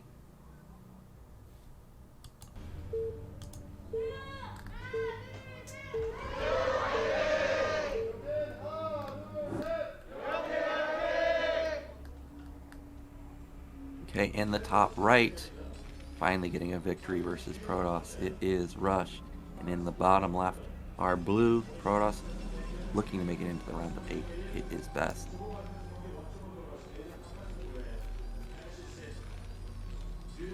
And this is a crossbound matchup on Neo Sophit. And I've watched a couple of games of Rush's TBP on what was the map called? Nemesis, and he seems like he preferred to go for a Rex expansion, and after the Rex expansion he likes to go for something like a 5 tank pressure with eBay follow-up, like how he was doing on a Vermeer map earlier in the game number 1. I wonder if he's going to be doing that once again. Alright, well, we'll be looking to see if he does go for that. We do have no forward pylon from Best just yet. We haven't seen a 12 Nexus from him either in any of the games. This could be another good opportunity for him because he's got cross spawn, and if you know that the opposing player likes the gases here, that could be an amazing opener. But doesn't seem like that's going to be the case because there's the gateway. The gateway has gone up, and I don't see Rush is sending out an SCV towards this natural. I mean, normally I would like to go for Rex expansion because, especially at this top side, because whenever the bunker is shooting from the top to bottom, it shoots actually about 0.25 range longer, I heard. Like, some people were like analyzing how the bunkers are shooting, like the photon cannons are shooting, like vertical way or horizontal way, and they proved, people were proving whenever the bunker is shooting from the top to bottom or bottom to top, it shoots actually farther. Yeah, I've seen Rush make comments on that also in some of his videos. So this would have been a good spot for that, but he's decided that he wants to go for that 12 gas. And something to think about on here is there's a lot of positions where you could proxy something, whether it's Terran or Protoss. Protoss could potentially build, Proxy Robo or Proxy Citadel at mid-right. So even if Rush scouts range or something, there could be something hidden out on the map, and it could be anywhere. So he needs to keep that in mind. We do have Factory coming in. We've only got 1 on gas, so it is just going to be a normal command center follow-up. And just pure gun production on the way. Still no gun range upgrade because of lack of mineral resource. And Russia's gonna be playing something standard here. Rex expansion, factory expansion with the 2-3 marine production here. And doing the end scout once again, just like Vermeer, just to make sure whether Best is doing the 12 Nexus or whatnot. He wants to execute it if he ever does it. Yeah, he checks it. There's no Nexus. He sneaks out. And he's just going to turn around. And back in Best's main. Best has a lot of gas right now. 300 gas, 400 minerals. Nexus coming in. And he must have skipped range, right? Yeah, he has skipped range now. So he does have the option to go into that fast robo if he wants to. That's quite interesting how I'm seeing Rush is placing down the command center without the vulture production here because it's a cross-spawn matchup. I mean, normally whenever Terran is doing the factory expansion, you get to see 3 marine with the vulture production into an add-on and then get the spider mine research after that. But I see, oh, another, that building is going up. That building. Yeah, that building. Actually I thought since he had banked up so much gas, we may actually see carriers, but why go away from what's worked all day long? It's going to be another DT play, and this time around I think it will be the drop. I think he's got too much banked here for it to just be 2-gate rallied DT. Vulture's going to catch this probe and kill it, but I'm trying to think of what will Rush see. Rush is only going to see 1 goon, and if he only sees 1 goon, he may already be thinking, okay, is this another DT play? Or 2 goons, I guess? Well, he sees none of the goons are coming and pressuring Best as much as possible. And there's the Templar Archive going up. Yeah, okay, there's the one thing that I would like to point out. Since he did not get the gun range upgrade for the DT drop, it is going to be about 20 to 30 seconds faster. And that means Rush has to be thinking, even if he saw the Nexus at the, even if he sees the Nexus at the natural, he really needs to get the eBay on time. Yeah, it's imperative he gets the eBay on time, and that, I think, is the eBay going down at the bottom side of his base. Now, Nemesis, to me, looks like it has a bigger main than most maps, so there will be a lot of area for Protoss to run around. Actually, that's not an eBay, that's a depot. So he needs to get it up ASAP, because that's a drop coming, and again, that's not going to help him either. There it is. There's the eBay. He is going to have mines, though, and look at this. He is laying mines in his main, so that will help him a little bit. Yeah, Rush needs to sense something about this game, because Best has gone for the gun build into an expansion, but did not show the gun range upgrade all the time of this game. Yeah, he does have that giant building which is called the eBay is going up, and the DT is going to be taking off the base at the 5 minutes and 55 seconds. This is really fast, and at the same time the 4 Vulture drop is really fast. Does Best sees it? And he sees it. The Vulture speed is done.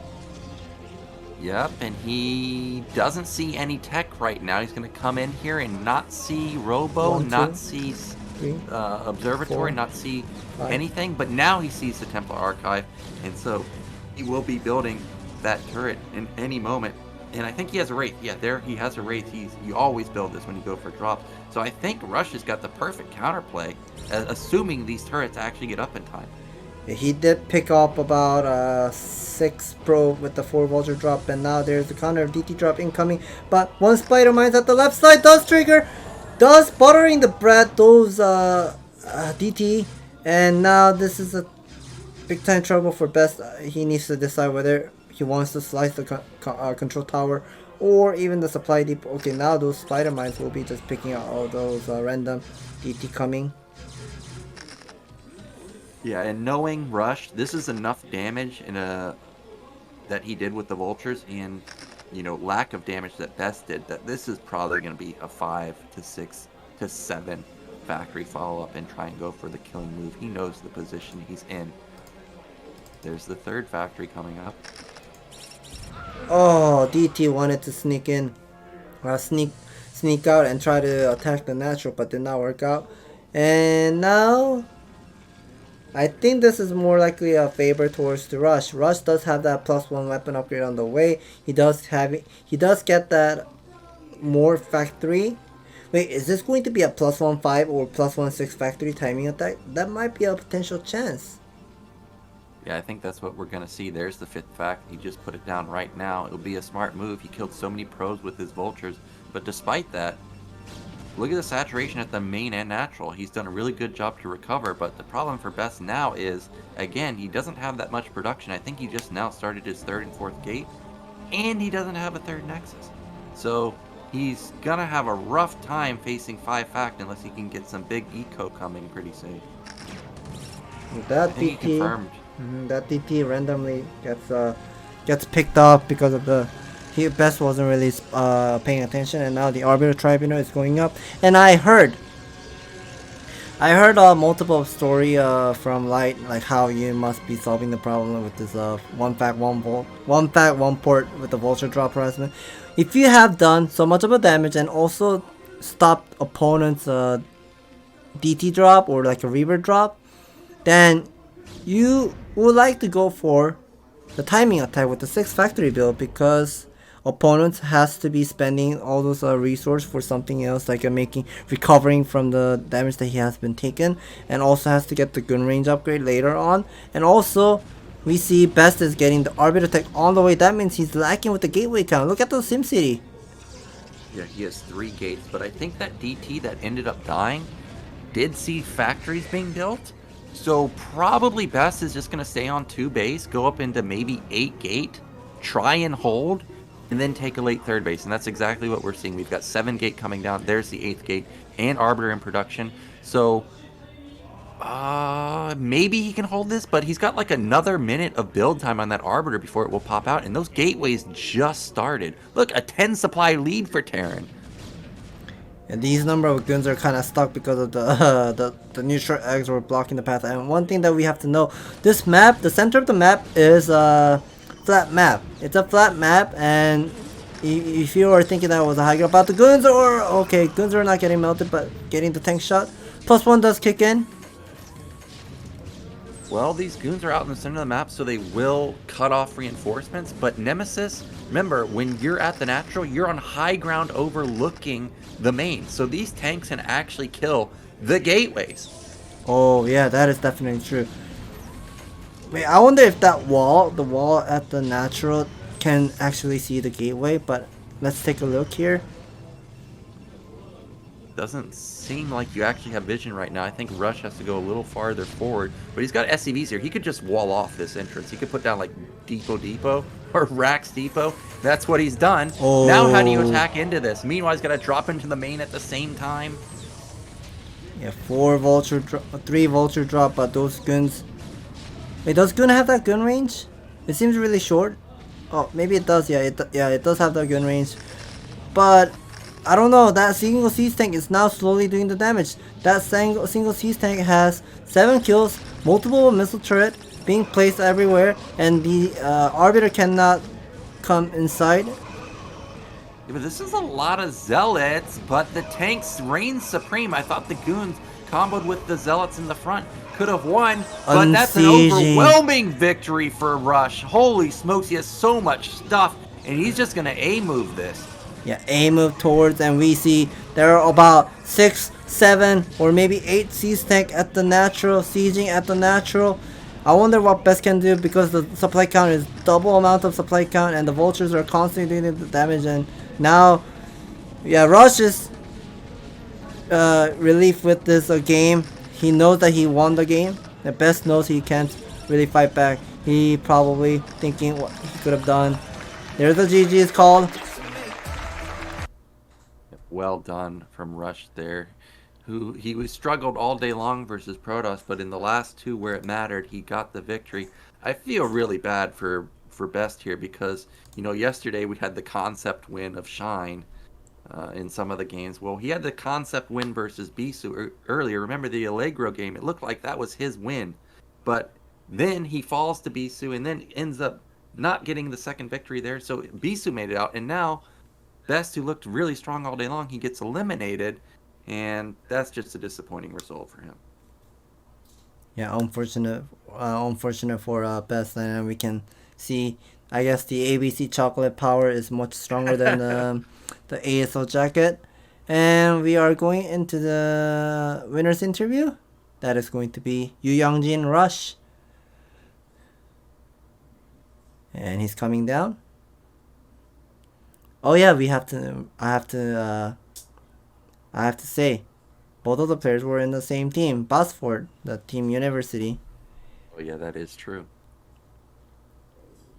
Well, I want to hear Rush's thoughts on these games because earlier on today it really didn't look good for them. ASL Season 14 Round of 16, this is Group B, the second day, and the second person who will be advancing into Round of 8, he will be Rush. Congratulations!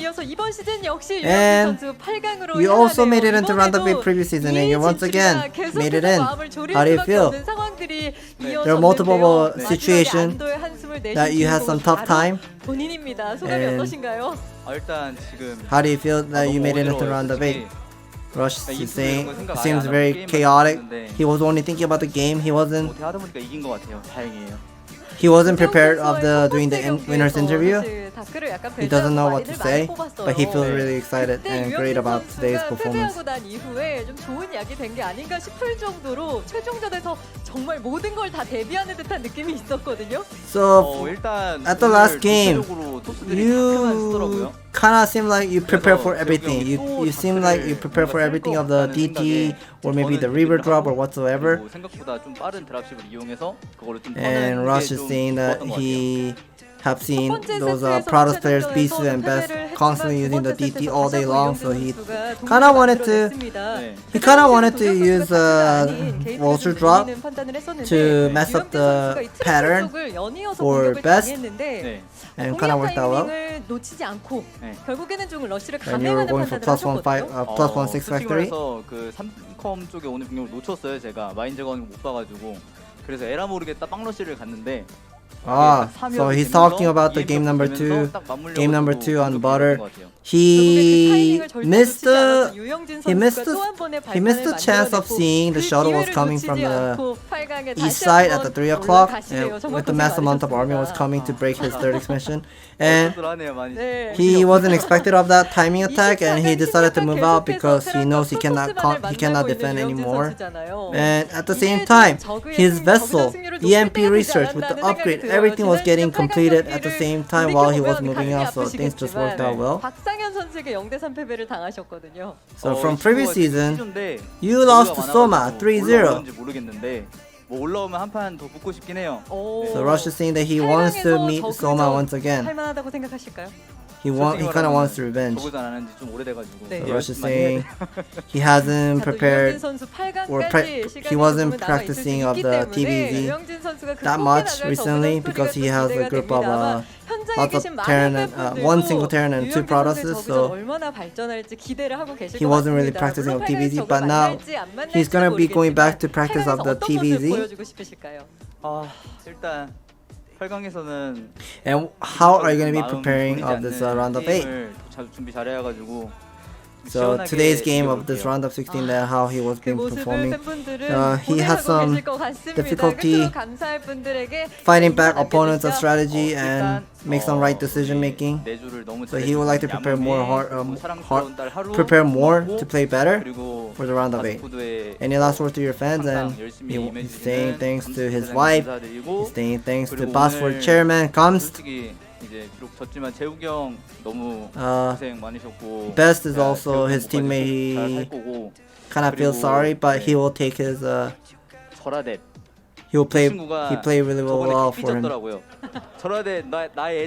He also wants to say thanks to just like that is a streamer from League of Legends. He's a big streamer on Africa.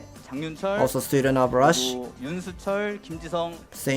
mentioning about the practice partner, YSC, Royal, and some more, and cannot remember all the names, but thank you for 자, the 이렇게 16강 thank you 비조의 for 두 the 번째 interview, 8강 and 진출자 congratulations making 테란 it to round of 류영진 8. 선수와 함께했습니다.